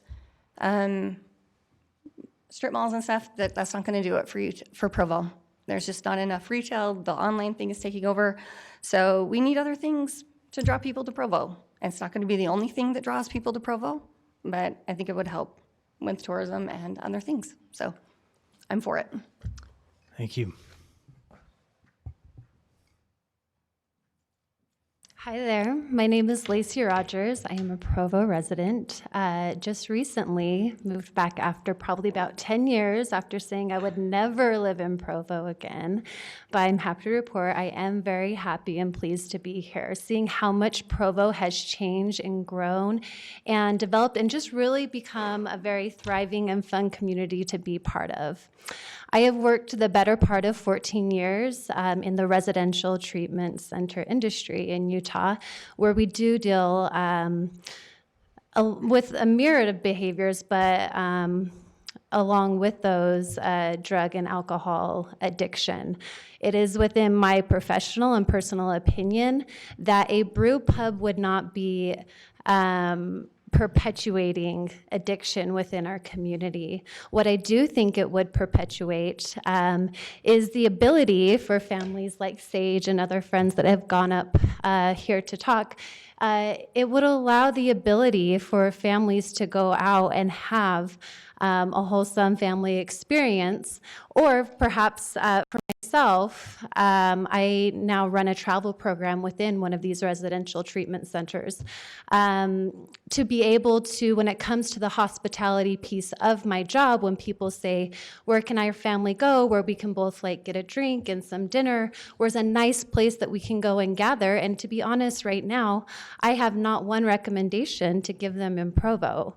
It would be lovely for our families to be able to come in, to have that balanced eating and drinking experience together, but also be able to have a very hometown experience, like others have mentioned, of going to a place that's very unique to Provo, that you're having something to drink that is very unique to Provo. I strongly disagree with the idea that simply by bringing in a brew pub will perpetuate an addiction epidemic within our community. That is just silly. Thank you for listening. Thank you.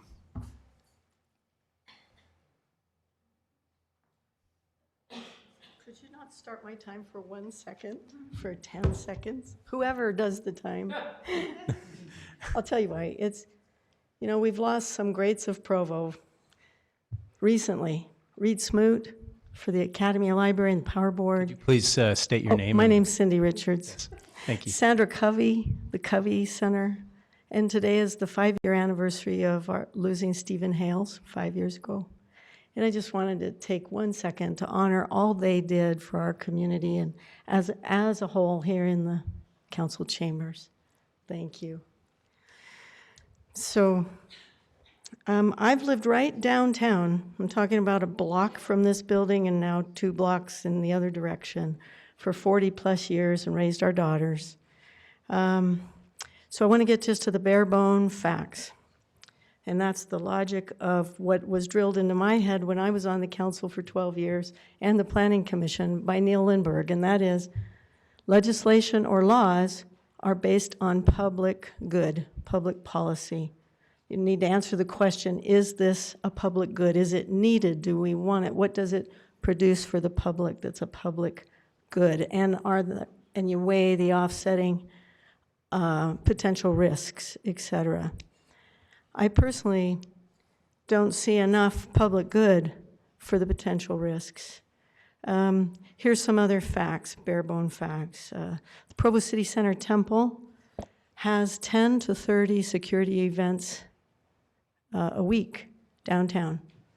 And many of those security events involve addiction issues and homeless issues, which is those overlap big time, I'll tell you. I have a daughter who left internal medicine to do addiction medicine because there's just not enough. There's just not enough people able to serve people with addiction issues. Of 100% of the crime in the city, 1/3 of that crime involves the blocks contiguous to the Provo City Center Temple. I am compelled by Mr. Hanley's argument, his logic, that more alcohol, this means more alcohol. It wouldn't have the incentive without it bringing more alcohol. And so my point would be, I don't think there's enough public purpose, public good, and I think this would be something to vote down. Thank you. Thank you, Ms. Richards. Jared Nicewander, I'm a Provo resident.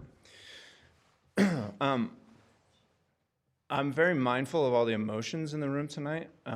Sympathetic, empathetic, I think they're all valid. I think there's also been a lot of false equivalencies drawn. I don't think it's fair to say that, to draw the opinion that somebody that goes to a brewery would be an alcoholic. That word's being thrown around quite a bit. These are responsible adults with their families in a restaurant that serves beer. Sorry, I get nervous. Really, to sum this up, I think at the end of the day, this is business as usual. It's just a weird loophole that excludes breweries. So while I'm mindful of the emotions, it seems more cut and dry than that. If restaurant A can serve beer that they buy from the liquor store, why can't restaurant B make it themselves?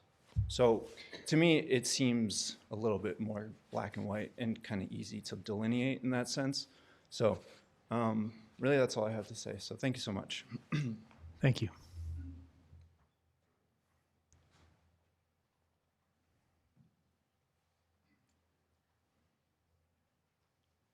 It's interesting to be on this side of the mic. During my years of, I'm George Stewart, Provo resident. During my years of public service in Provo, Provo's health and safety was my main concern. We had 20 police officers in my first term in office. This is my concern with brew pubs. I'm going to read my notes. I'm getting older. It's getting harder to remember. The only reason you would spend $100,000 is to increase sales, right? Why would you put a brewery in unless you can increase sales at that location? So increased sales is going to increase consumption, which is going to increase the danger of the people that were in that particular location, because they can't take it with them. We've been told that, so they're going to want to drink. If it's tasty, if it's good, they're going to drink more of it. At Christmas time, I was given some chocolates with macadamia nuts. I ate way too many, knowing it wasn't good for me, but I wanted to take advantage of having it while I had it. And that's my concern with brew pubs.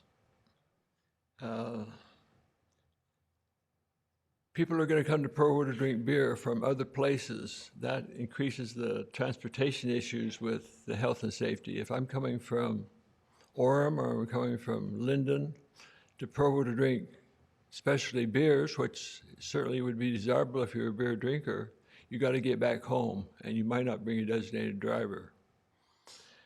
I think it's also interesting that we're known, BYU is known, Provo is known for BYU. If you ask anybody, probably the main reason Provo is known nationally, internationally is BYU. BYU is known as a stone cold, sober university, the #1 for a number of years. What an interesting thing that we're also going to be known for, especially beers, which if those students drink, they're going to be expelled. So it's just kind of a contradiction, kind of a, let's see if there's anything else. We all know the problem we're having with vaping.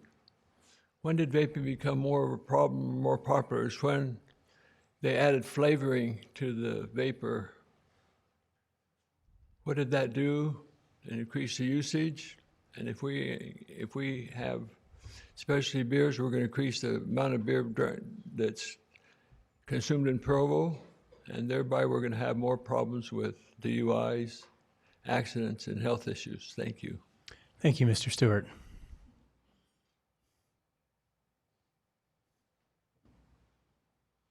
It's familiar faces, I can't. We're bored. What else can I say?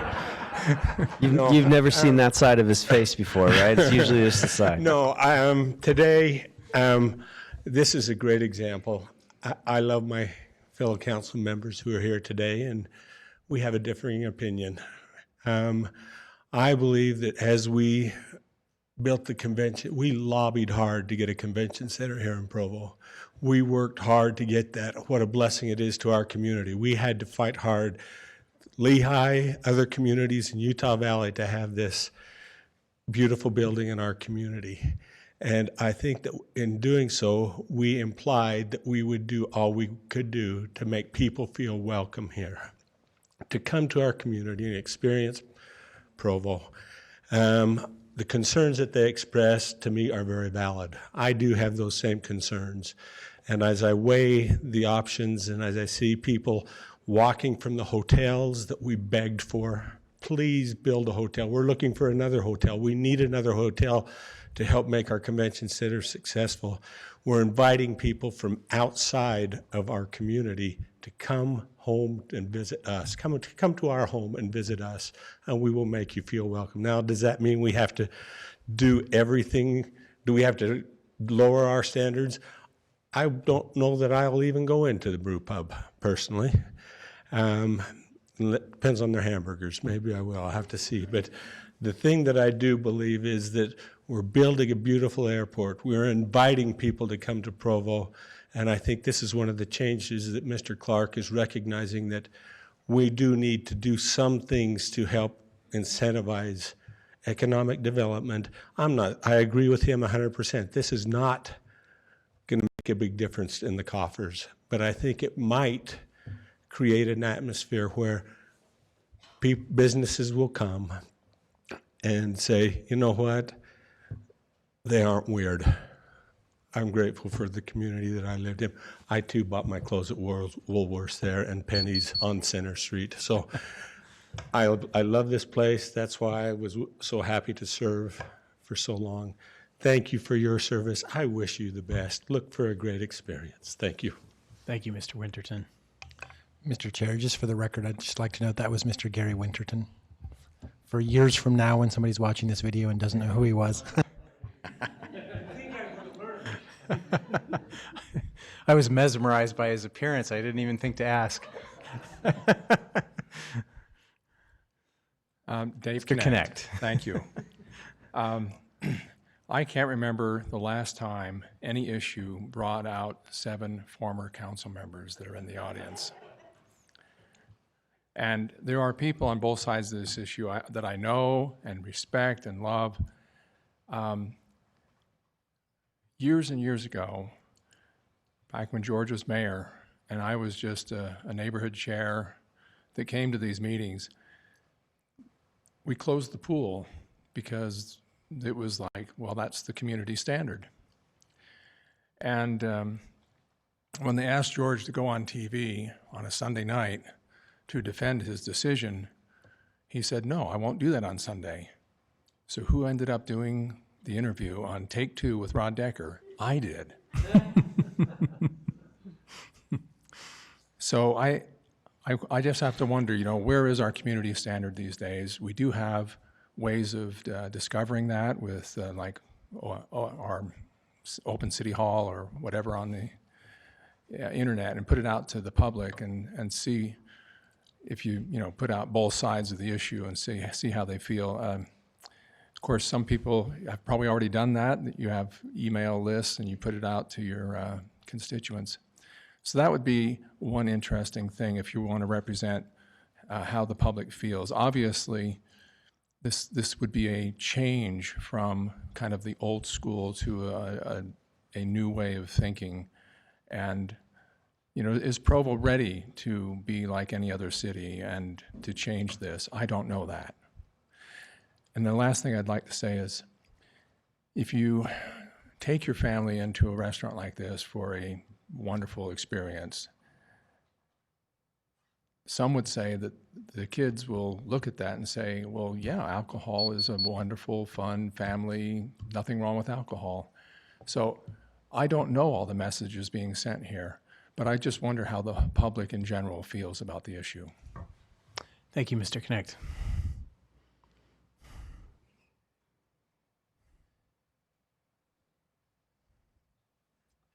Hello, my name is Scott Glenn. I'm a resident of Pleasant Grove and a business owner here in downtown Provo. I'm currently serving as the vice chair for the board of Downtown Provo Incorporated. I'm not a drinker, never have been, but I rise in support of amending the code to allow a brew pub. I think it'd be a nice addition to our city. Thank you. Thank you, Mr. Glenn. Hello, my name is Noah Krashisnik. I am also in support of this. I am a Provo resident. I went to Provo High for part of my high school time, and I went to BYU as well. I did not see any drinking and was not a part of that at all in high school or college. The reason I didn't see anything was because of the need to hide it. I have many friends. I was shocked as I grew older how many people I knew that drank, and how many people decide they're going to start drinking and basically became alcoholics. I mean, one of the things that you can tell someone is alcoholic is that they hide their drinking, and there is no positive role model. And I know that a lot of people would say that drinking is not a positive thing, that you can't have a good role model for drinking, but drinking in a responsible way is possible and is done a lot, by a lot of people. And the culture around alcohol consumption in Utah County is you have to hide it. And once you hide it, there's no way to know if you're doing enough. Are you an alcoholic? You're already hiding it, so nobody can see. No one can have an intervention if they don't know that you're drinking at all. And there are ways to tell, of course, and everything. But I think that a clean atmosphere with responsible alcohol consumption is an important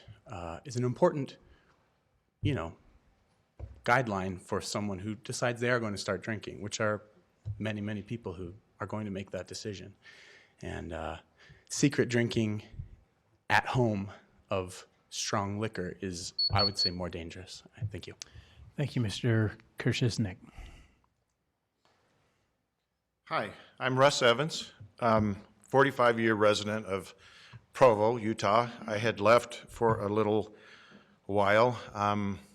Like Mr. Kendrick, I got out of here after sort of living in a culture that wasn't always embracing, if you will. I own 2 properties here in downtown Provo, 145 North University Avenue, where Ma's Pizza is, and 47 West, where an all-female business is run Clad and Cloth. And I ran an antique store for about 5 years in Provo, just right up the road here. I had people come in my store all the time because I was on the list of the hotels of like places to go if you want something to do. And they would come in and say, where's a good place to eat? Where can I get a drink? This word drink is sometimes has this negative connotation to it, like, you know, they want to get drunk or something like that. People really weren't saying that. They just wanted to say, where can I go home? And just like was said here, where can I go and feel like I'm at home and not get drunk and not get inebriated, but have a drink with their meal. Microbreweries, as some people have said today, do this one thing where they are craftsmen, just like the foods they make in the better fields of culinary. They create better meals or better food products or whatever. They do the same thing with beers. I came from San Diego. San Diego is the bedrock of breweries that are coming up. They make amazing products there. I never saw drunk people in these places. I am a former owner of a TGI Fridays. We served liquor there and alcohol. It was in front of the veil before the old law. My partner was a stake president. I'm not a member of the predominant faith, but I partnered with this person, and what I did learn was, just like Mr. Krzyznik said, there is a way to have a family experience and not make it appear like everybody has to drink, everybody has to be drunk. It's not that kind of a thing. I hope that you will consider that Provo is emerging as a place that is considered not to be different or unique or anything, but like everybody else, where we can all come back home to. And I'm one of those people. Thank you very much. Thank you, Mr. Evans. Hi, my name is Jordan Crandall. I'm born and raised right here in Provo on Grandview Hill. I love Provo, and I've always loved it, and I've always wanted to stay here.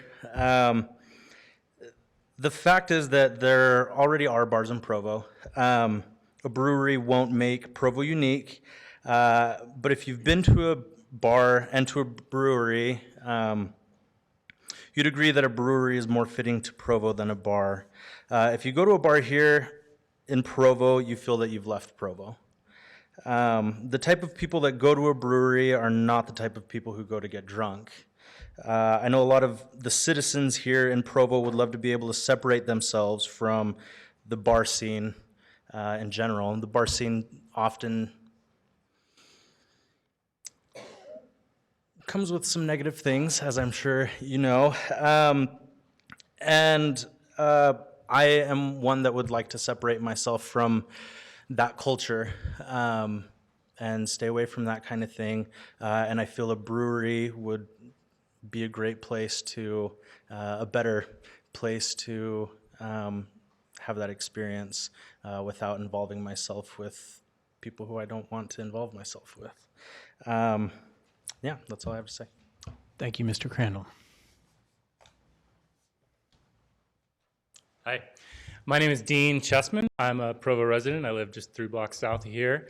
I've lived here for 20 years, and I'm the founder of the Buzzards and Bees Music Festival, which has had 2 years so far successfully. We're planning on many years in the future. I also was the aforementioned Qualtrics employee I worked for Qualtrics for a couple of years. I also worked at InsideSales.com for a couple of years here in town, and very familiar with the Provo tech community. And I just wanted to be here in support of this ordinance happening. I mean, for me, I'm somebody that really loves to support local business. I mean, Buzzards and Bees is a music festival focused around putting music in local venues, getting people walking downtown, experiencing Provo and all that we have to offer here, because even the people that live here don't always understand what we have to offer. And the music scene is the only part of that. The businesses are also a great part of that. But for me, I think about something like this as, you know, I love supporting local business. I go to local restaurants regularly. For me, if I were to go to Communal and I bought a drink, you know, I could buy just whatever they had coming in from the DABC, but I'd much rather support something that was locally made by a local business, by the restaurant themselves. And for me, that seems like the only difference here in my mind. You know, if I'm gonna go to a city, I'm gonna want to have what that city has to offer, not just the same thing I can get back home, you know, wherever I'm at. So, thank you very much. Thank you.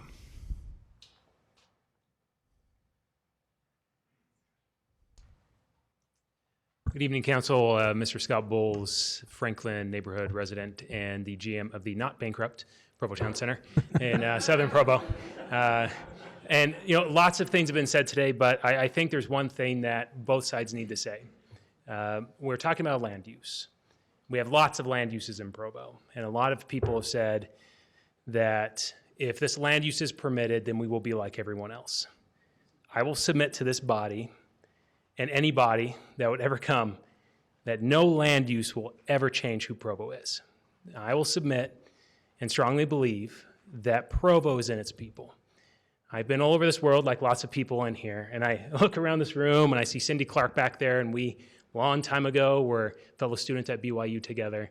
And I look all around this room and see people like Cindy there, and we've known each other for years.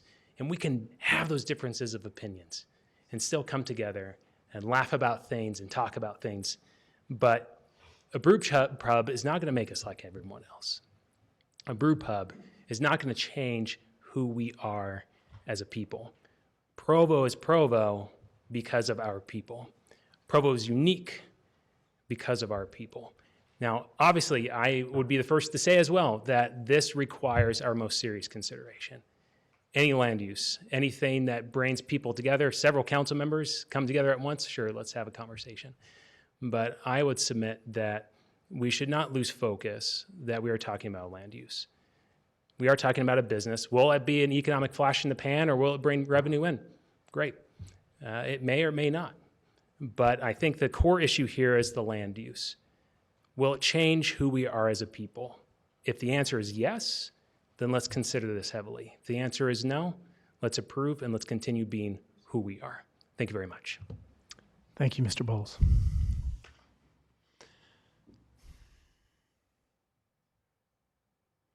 Is there any other public comment? All right, we will return it to council for discussion. Any discussion from the city council?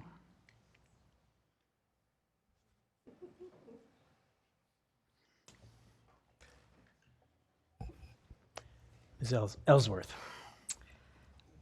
So this is, I think, a clarifying statement, and staff will help me if I'm mistaken, but what we're discussing is a land use, as was just stated, and it's different in nature than a restaurant almost purely because the alcohol is manufactured on site. Is that correct?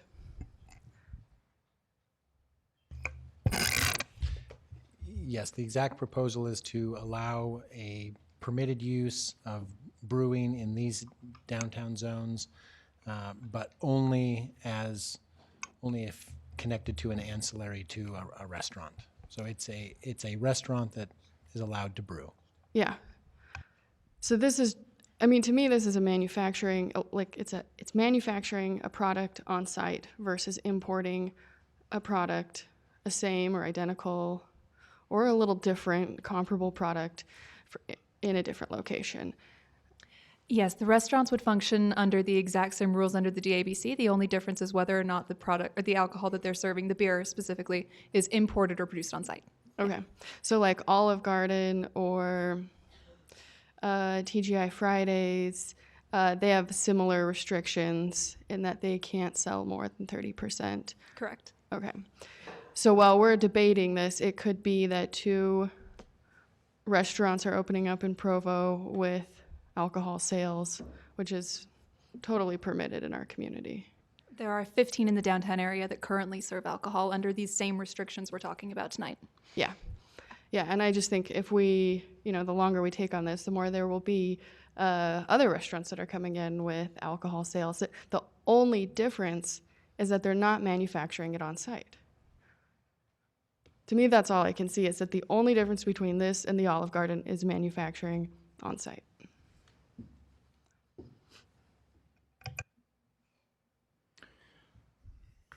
Mr. Chairman.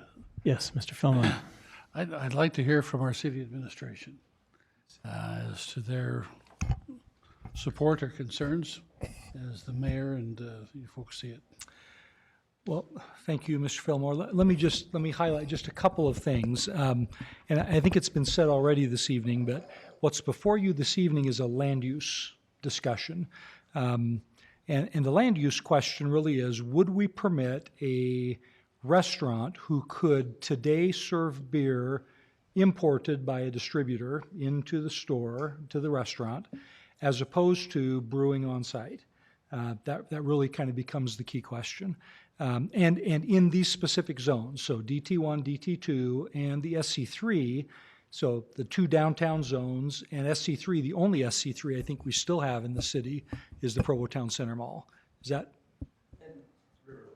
Oh, and the shops at Riverwoods, you're right. Yep, yep. And the mix, although most of that's been, okay, still part of it's in SC3. So it's a pretty limited spectrum of size. The key questions, many of which have been raised tonight, really are more licensing questions, and that is an issue the council has yet to even begin to consider. Licensing could include things like quantities that could be produced on site. That's totally within your prerogative as the licensing entity to make a decision that's different than what the state has. You can't exceed the state quantity, but you could certainly reduce it. If you wanted to say it's 500 barrels a year, you could certainly say that. If you wanted to limit the number of licenses that could be issued in the city, you could certainly do that as well. If you wanted to restrict it to consumption on premise only, in other words, you can't package it. It's manufactured by a quantity which could not be sold at wholesale or retail for that matter, other than for consumption on the premises. And so many of the questions and concerns that you've talked about tonight are not before you tonight and would have to be considered at some subsequent time, even if you decided to proceed forward. I think from the administration's perspective, we have been, we spent a lot of time thinking about this and looking at it. We recognize that this is an application that came from Downtown Provo, Inc., which is a private entity, nonprofit, but private entity. And like any other private entity that would submit an application, we have a responsibility to fairly consider it and give the applicant due process, which is what's happened at the Planning Commission and happening this evening. So I think in general, we are supportive of the discussion. We're certainly supportive of identifying, if you decide to proceed, identifying a licensing solution which would reflect the values of the community. And we're anxious to be engaged in that discussion. I should say, though, however, we have not spent a ton of time on the licensing question simply because we didn't know what the reaction would be to the land use. And if there's no permitted land use in the city that allows brewing under any circumstance, it's probably not a fair effort to spend a lot of time and energy and resources identifying licensing strategies and options. So that's kind of where we've been on the process. I think your most important decisions, if you proceed from here, will really be around the standards in the licensing ordinance. Thank you, Mr. Parker. Any other discussion? Mr. Sewell. John, could you bring up the spreadsheet, please? The per capita.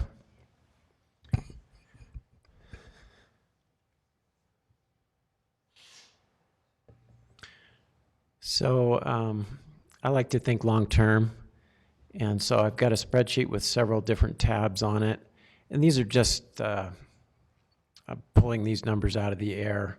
But what this graph is intended to represent is my wonderings about what the per capita alcohol consumption rate in the city, what the trend currently is, and how that would differ if we were to allow local manufacturers who are advertising local brands and unique flavors. So is this the first tab on the spreadsheet? So this tab is illustrating what I labeled this tab drastic difference. So if it were true that the presence of brew pubs would make a drastic difference. There we go. Yeah. So, and then the next tab, click on the moderate tab. Not as much of a difference. Next one's small difference. Next one, very small. Next tab, please, down the bottom. And then the last tab is 0. So I think an important consideration here is, do we believe that the presence of a local manufacturer, again, who is advertising local brands and unique flavors, will that make any difference in alcohol consumption in our city? And I think if you believe the answer to that question is no, if you believe the effect on alcohol consumption is 0, then I can't think of any good reason not to support this. And I think anyone that believes that would likely be in favor of it. I don't think that. I don't think the effect will be large initially, so let's go with the very small tab now for a minute. This is more, and again, these are arbitrary numbers, but this is more how I see it, as I think the difference will be very small in the early years, almost imperceptible, but over time, the area between those two lines, I believe, will grow. Why do I think that? I'm a business owner. I know what it's like to invest and struggle in a business. I've had good times and I've had bad times when I've worried about whether I was going to be able to meet payroll. I think being a restaurant owner it's a difficult and challenging business. Looking at it from my perspective as a business owner, if I invest $100,000 in equipment, I invest more to get some additional space for the equipment. I invest more to hire a full-time brewer. I'm going to want to see a return on that investment. I'll go back to the 0 line for a second. If that's all that happens, then I have spent a lot of money and with no return on my investment. This scenario here, if that is really the way it's going to be, then all the new brew pubs would be doing is taking business from other existing restaurants. I don't think that's what's going to happen. I'll go back to the very small tab for a second. So my concern is what happens in that area between those two lines? What are the effects of additional alcohol consumption in the city? I believe that all of the effects that go with alcohol consumption would increase. Of course, I can't put numbers on that, but in between those two lines, there's going to be more drunk driving accidents, more deaths, more fetal alcohol syndrome problems, more broken homes, more crime, all of those things. And to me, I think health and safety of our residents is my primary responsibility. I'd like to tell just a really quick story about a Twilight Zone episode that keeps me up at night sometimes when I think about city council decisions. I'm trying to wonder about what the effect would be of, raising my hand or not raising my hand. It was this interesting little episode where a young woman is pursuing a career and she decides not to marry her boyfriend, and anyway, this little boy appears to her, and it turns out that she is the boy that he could have had if he'd married her. And so in the Twilight Zone, she gets a chance to see in a very personal way the effect of her decision. We don't get that opportunity as council members. I sometimes wish we could. I wish we could foresee really far into the future and really understand in a personal way how our decisions affect people. That might be kind of scary. I don't know if we'd get anyone to run for city council if we really could do that, because it would be a very weighty responsibility. But when I try to go through that mental exercise, looking 40 years down the road of what would the effects of this decision be, I see in my mind people sitting in this room, and a lot of them who were negatively affected in all these various ways. So that's why I feel like my primary responsibility is to help the health and safety of our residents, and I don't feel like I can support this. Thank you, Mr. Sewell. Other discussion from the council? Mr. Harding? In one way, I see this very similarly to as Ms. Ellsworth explained earlier, that we already have restaurants. These restaurants can already apply for liquor licenses, and we already have, in the downtown area alone, 15 operating. And really the only difference here is that they could brew alcohol along with that, and it needs to be ancillary. And I just lost my notes. Here we go. And so from that perspective, I have a hard time seeing the negative impact to the community of this decision. There's some discussion about, well, the difference between a brew pub and a restaurant is, you know, they could be trying to make drinking more appealing and all of that. I do feel, and I don't know how much to put behind that. I do feel that a lot of it would just be taking people from other establishments, or perhaps, you know, they go out to eat rather than you know, swinging by the grocery stores. All of our grocery stores sell alcohol as well, and drinking it at home. I agree with, I don't remember who made the point that maybe it was that the legislature had determined that the safest place for residents to drink is in restaurants.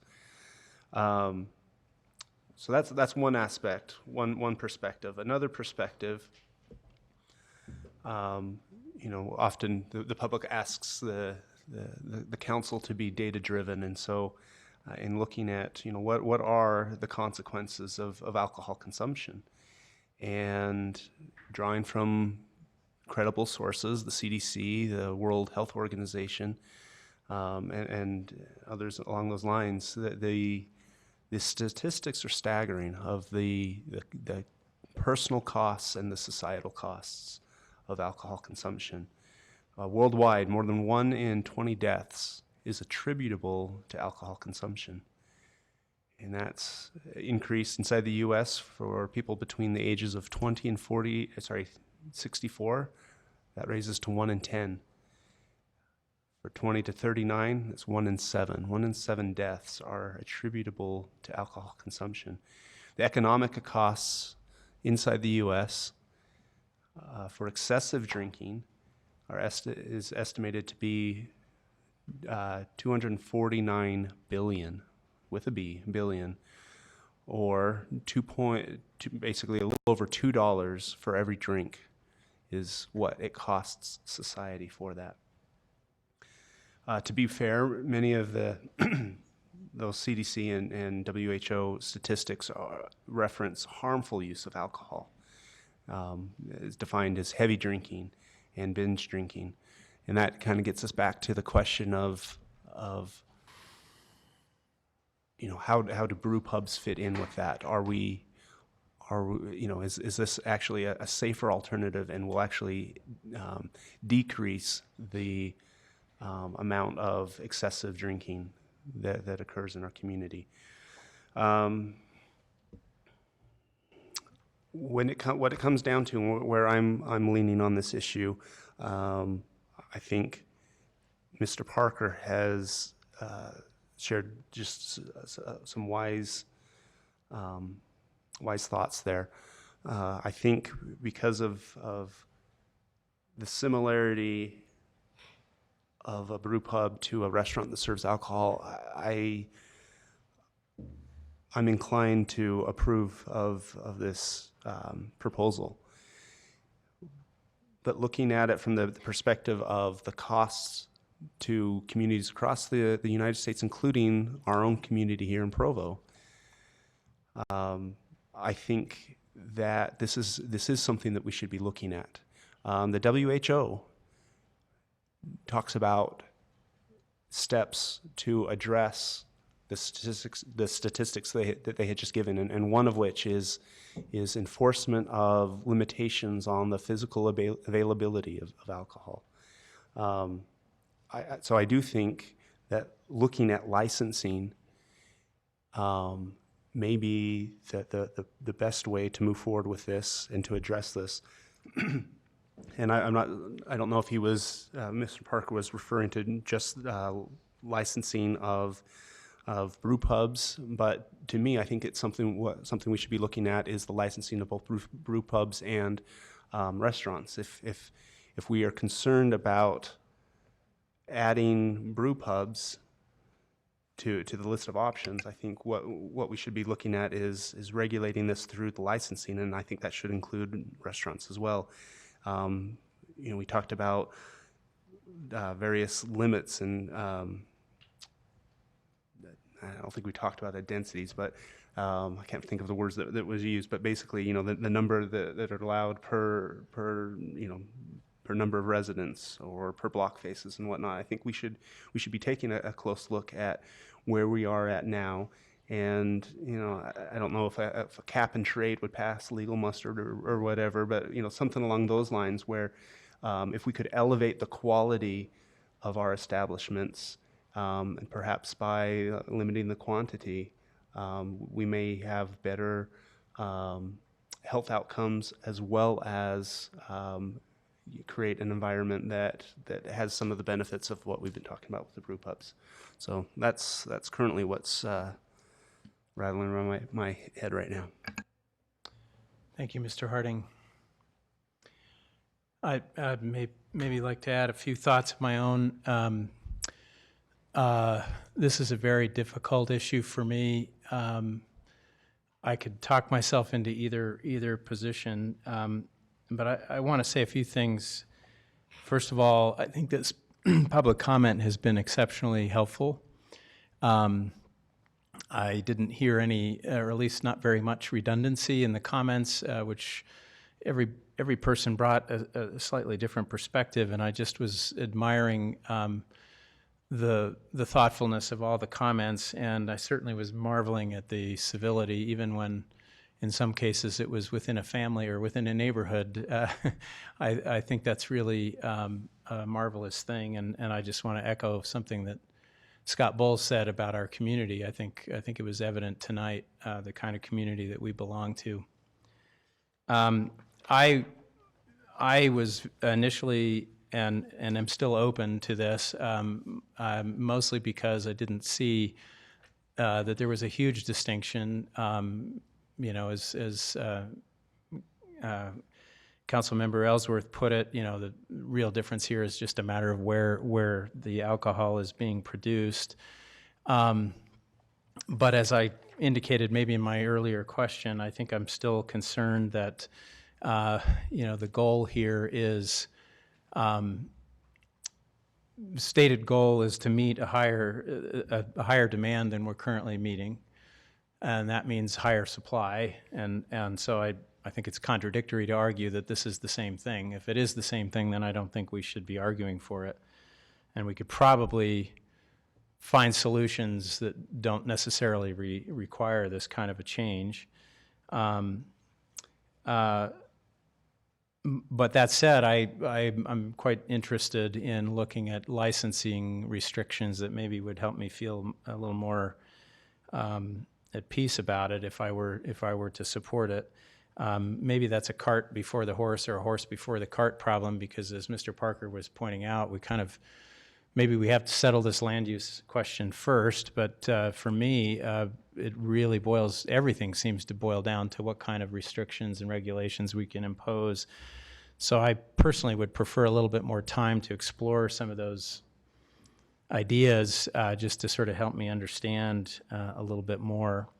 And I would also like to just get a little more, even though the public input's been really terrific here, there's so much misunderstanding about what this is and what it isn't, and I would really like the public to get a clear understanding of what's being proposed and its ramifications, so that if this were to be passed, there wouldn't be misunderstandings about what it means, right? I don't think anyone here on this council takes this decision lightly, and certainly the questions of public safety and public good are primary in our thoughts. I'll just, so I'm going to request that we delay this so that I can, for my own sake, look into sort of those two things, more public input, maybe using the online city hall or other methods for getting some more input from the public, and also to explore licensing options. But I just want to end with this thought, and this is really, you know, and I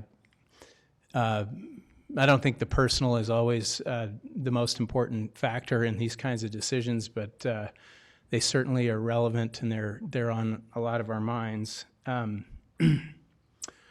But I have a very dear friend who spent some time in this town, who's an alcoholic, and the sobriety of the community was something that he marveled at and felt had healed him in some significant ways. Now, I know that I'm not saying that a brew pub suddenly changes that. I just think that's a really important quality to our community that I don't want to lose. And I don't know what, you know, I want to make sure that we don't lose that in making this decision. Because I'm of the opinion that as much as I understand, I grew up around alcohol, drank alcohol when I was a young kid, and I certainly spent most of my late teens and all the way through my 30s around people who drank. So I'm not uncomfortable around it. I understand social drinking is not the same thing as binge drinking, et cetera, et cetera. But in my mind, when one person is at risk, everyone is. And so for me, it's super important that we sustain a culture that strengthens the weakest, not necessarily tailors to the strongest. And so that's kind of where my disposition is, if I have to be completely frank in a public way about it. So I think that's all I'll say, but I don't know if Mr. Fillmore. I'd like to say how much I appreciate the civility of everyone that's participated in this discussion tonight. Don't doubt the sincerity of anyone here. And I think it's entirely possible for good and honest and worthy people to disagree fundamentally. What we're trying to do is predict the future, and that's a little tough. As I've listened to some of the comments, for some reason the phrase came to mind, when in Rome, do as the Romans. And I don't think that means that when Quinn brings tourists into Provo, we drag them down to the Cook or Eat. But by the same token, I don't think we're Romans here. I don't think we want to create Rome and be like every other place. We have something very unique here that needs to be protected. If this were just a business case, I think it would be easy. You know, bring in new business and new tax revenue and be hospitable to our visitors.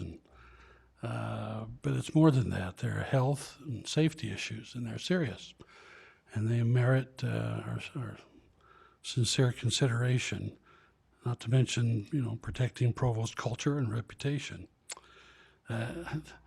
The fact that some of us take some pleasure in having BYU designated as the #1 stone cold sober college in America is one thing. It would be rather jarring, I think, for Provo to be known for its famous home brews.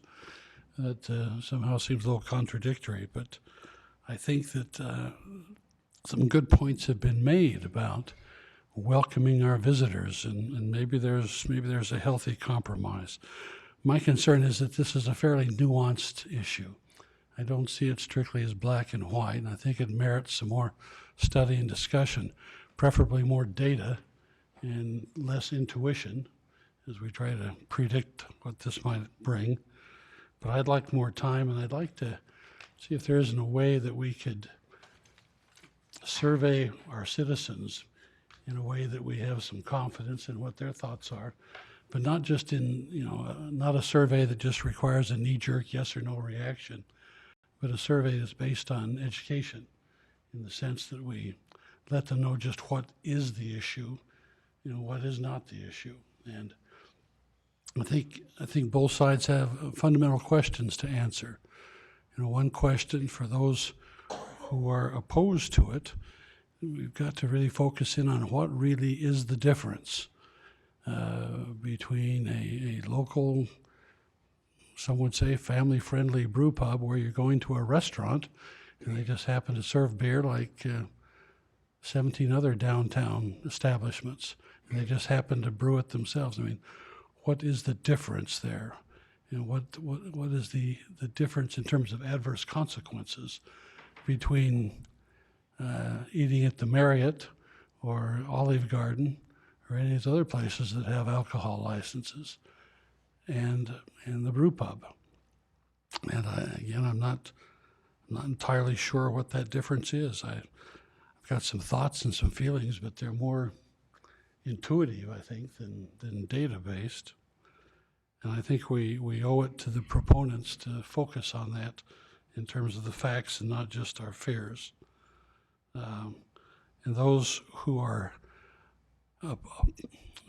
proponents of it, I think you've got to help us better. I mean, I think you've got to come to grips honestly with the potential consequences. There are health and safety issues here.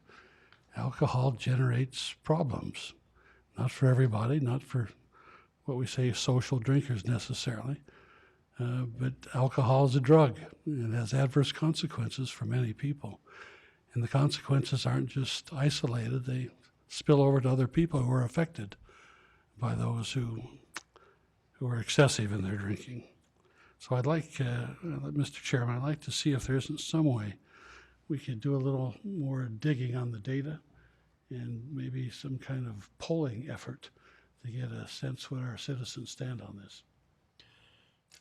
Under council rule, normally this would, if at least one of us desires to continue this item, it would be continued automatically to the next regularly scheduled meeting. I'm wondering if, in the interest of gathering some more public input, that we extend that a little bit longer. I don't know how much time we would need to do that. Karen, I don't know if Karen or Cliff, do you have some sense of if we were to put together a series of questions for I think you want to give it, I think you want to give at least a couple of weeks, but I think more importantly, it's the crafting of the conversation to have online is more important. So it would be helpful whether it's done here, and I don't necessarily suggest that because of the hour, but it would be helpful over the next few days if the council members would give us their questions that they'd like to get information on, and then we can work with leadership to craft the questions and then bring those questions back to you. Our normal process for you new council members, the process is that once we've crafted a question or questions or a survey, to share that with you and to seek your approval within about a 24-hour time frame to post that. So we would do that, and within within a week, I'd say we'd have something up and running for you, and then you probably want 2 to 3 weeks to get a response. So if you were to delay this 2 council meetings, we probably could have something back in that time. Mr. Chair. Yes. I would also be interested in gathering data from visitors, tourists, and businesses.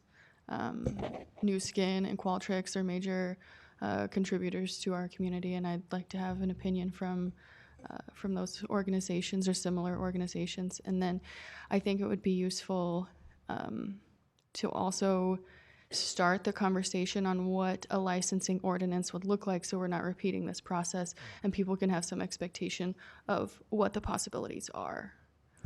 And I think I concur with that. Yeah. If your question, if your comment is to have use Open City Hall to try and get the say visitors, I think that's going to be really hard and unlikely. I think you'd have to find a way to poll visitors as they come to the city.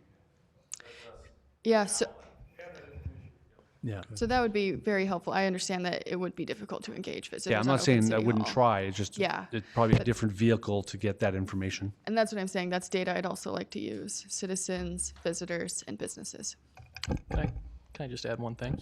If we're going to collect data, I'd be interested, instead of us talking about the fear of additional consumption, talking about real data from other cities that do have brew pubs, that do have additional establishments beyond what we have here in Provo, and whether or not that causes public safety concern, whether or not it causes actual, the things that we're fearful of. I've heard a lot of that, and I'd love to hear, since Springville opened Strap Tank, what has it done, from a public safety standpoint to the, how do the residents of Springville, how does public safety in Springville feel about how that's gone down? I think we can all speculate on additional consumption and the public safety concerns, but I don't know that that's helpful in this discussion on land use. And I had asked Ms. Salzel for that data earlier from Springville and Lehigh, and so she has already solicited one of those communities and will give us more data. Yeah, and if I could summarize for her, basically from Lehigh and Springville and St. George, the response has been there's been no noticeable difference in people's behavior with or without the presence of a microbrewery in their restaurants. All right. Any other comments or questions or discussion items from the council? Mr. Hoban. Well, it's going to be continued? That is, yes. Okay. I have comments, but I'll wait until the next meeting then. Well, we'd love to hear them, Mr. Hoban. No, we'll wait. Okay. As long as I get a chance. All right. I think the only question based on the discussion we just had is whether it's going to be continued by rule to the next meeting, or whether somebody's going to make a motion to continue it to an additional date. I would like to make the motion that we postpone it to February 18th, which is 2 city councils from now, 1 month. And that sounds like that would give us enough time to do an open city hall. We can revisit with Mr. Peterson about the business perspective. And if there's any more data to be gathered from those other communities and their experiences, that would give us time to do that as well. I'm again, maybe speaking for myself, but I think I would feel a lot more. Oh, and the other thing was exploring some ideas about licensing, so that we had some idea of what tools would be at our disposal. We'll work with leadership on that and get on it starting tomorrow. Leadership? Who's leadership? Oh, yeah. All right. Mr. Sewell, did you want to make a comment or no? Okay. Let's see. I guess everyone's finished their first comment, right? Yes. Okay. So one more shot. Yes. So I see the primary advantage to if we were to go ahead as a social benefit. A lot of people want this and would enjoy the social aspects of it. I did want to mention that I question whether there's a net economic benefit, just based on the numbers that I've seen from the Center for Disease Control and, just the cost to society. Their numbers were an estimate of $2.05 per drink as the cost. That was in 2010. Total cost to the country of $200 and something billion. As far as the city's revenue, I think for each drink, we would get something in the 3 to 5 cent range. So I don't see how that would work out very well for us, although there would be maybe some additional business from the convention center and so forth that might offset some of that difference. But anyway, I just wanted to say that, to me, that's not a given, that when you net it all out, that the proposal would be an economic benefit. I also wanted to respond to the idea of what's the difference between a brew pub and one of our other restaurants that serve alcohol. And to me, the difference is you have a business owner in the one case with a vested interest who's highly motivated to market and advertise alcohol and sell more of it to recoup their investment. I see that, again, from a business owner perspective, I see that as a huge difference, and I think that will have an impact.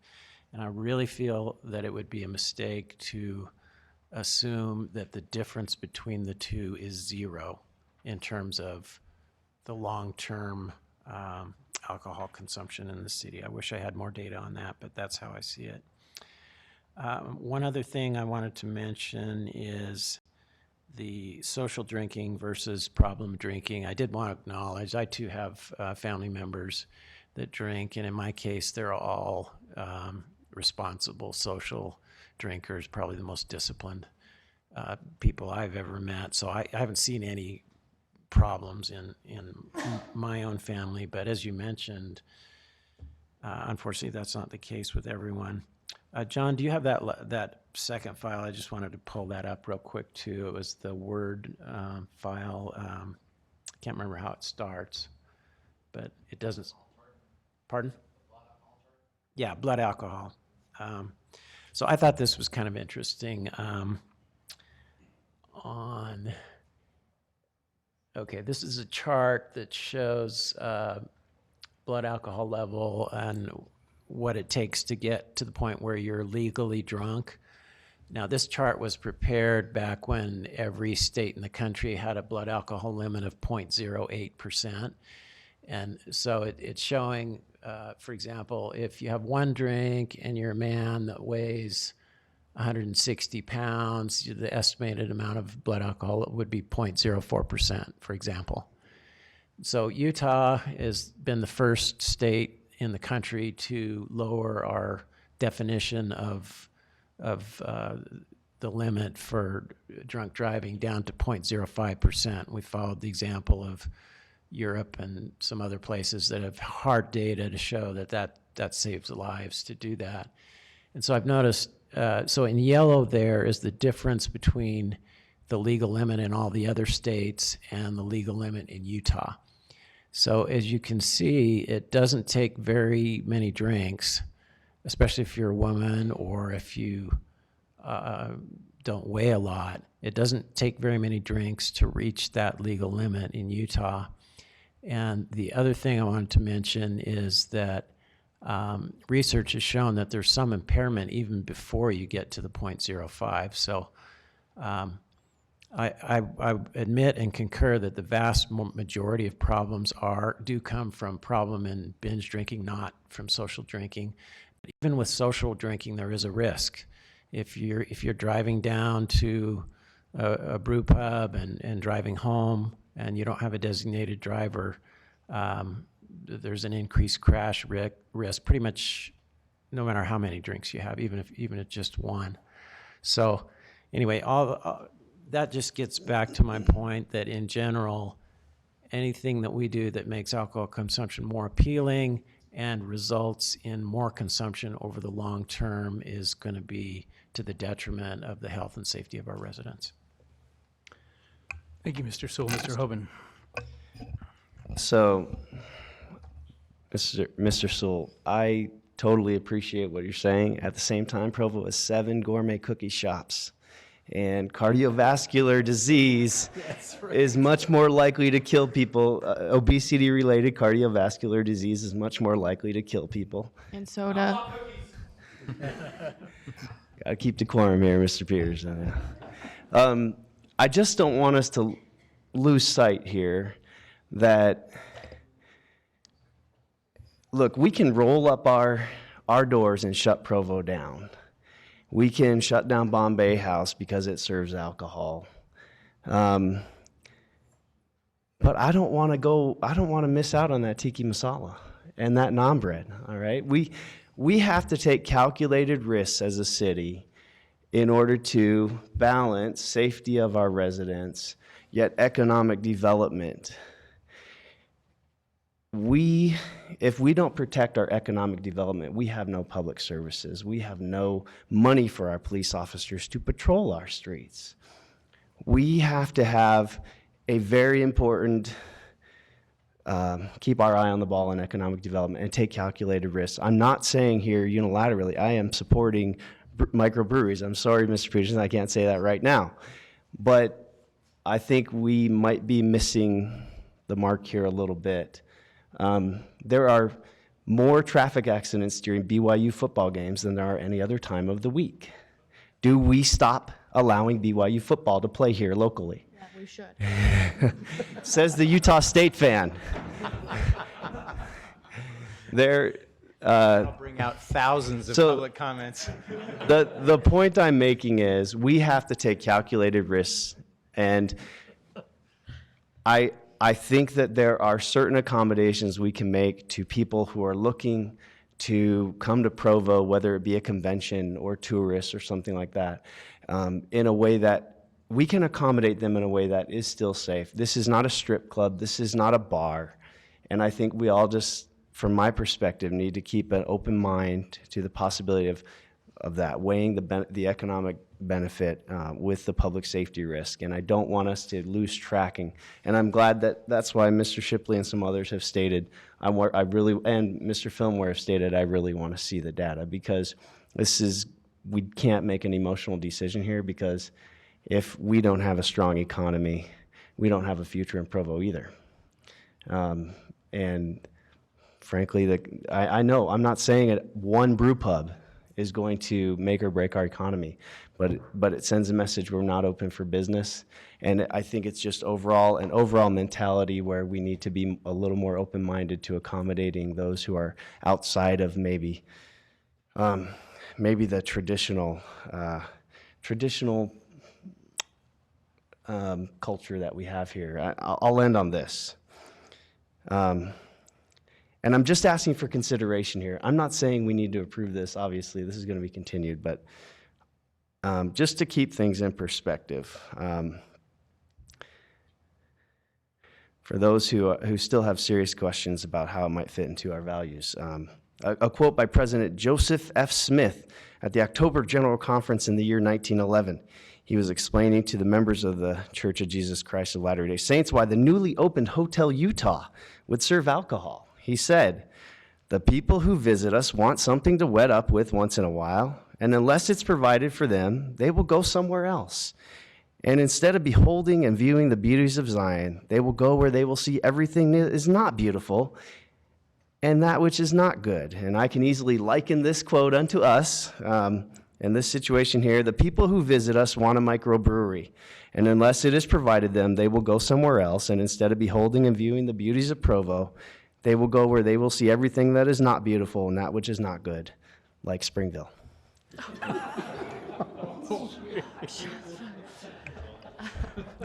Mr. Chair. I'm so glad Mr. Hoban shared his comments tonight. Got to keep it lively around here. Mr. Jones. Mr. Chair, it's ultimately your discretion as the chair, but you do have a motion on the table that has been seconded. So in at least in theory, the discussion ought to center around discussion on that motion, pending a vote on that motion. Okay. So could we have is there any discussion on the motion? So I will call for a vote on the motion that we will convene in 1 month, and with the caveat that we will explore those things that I mentioned. All in favor? The vote is unanimous. All right. So we are automatically continued, and we don't need to do anything else, right? So are we done? What's my script at this point? Let's see. Adjourned by unanimous If there consent. is no objection, we will now adjourn the Provo Municipal Council meeting by unanimous consent. Thank you all for your patience.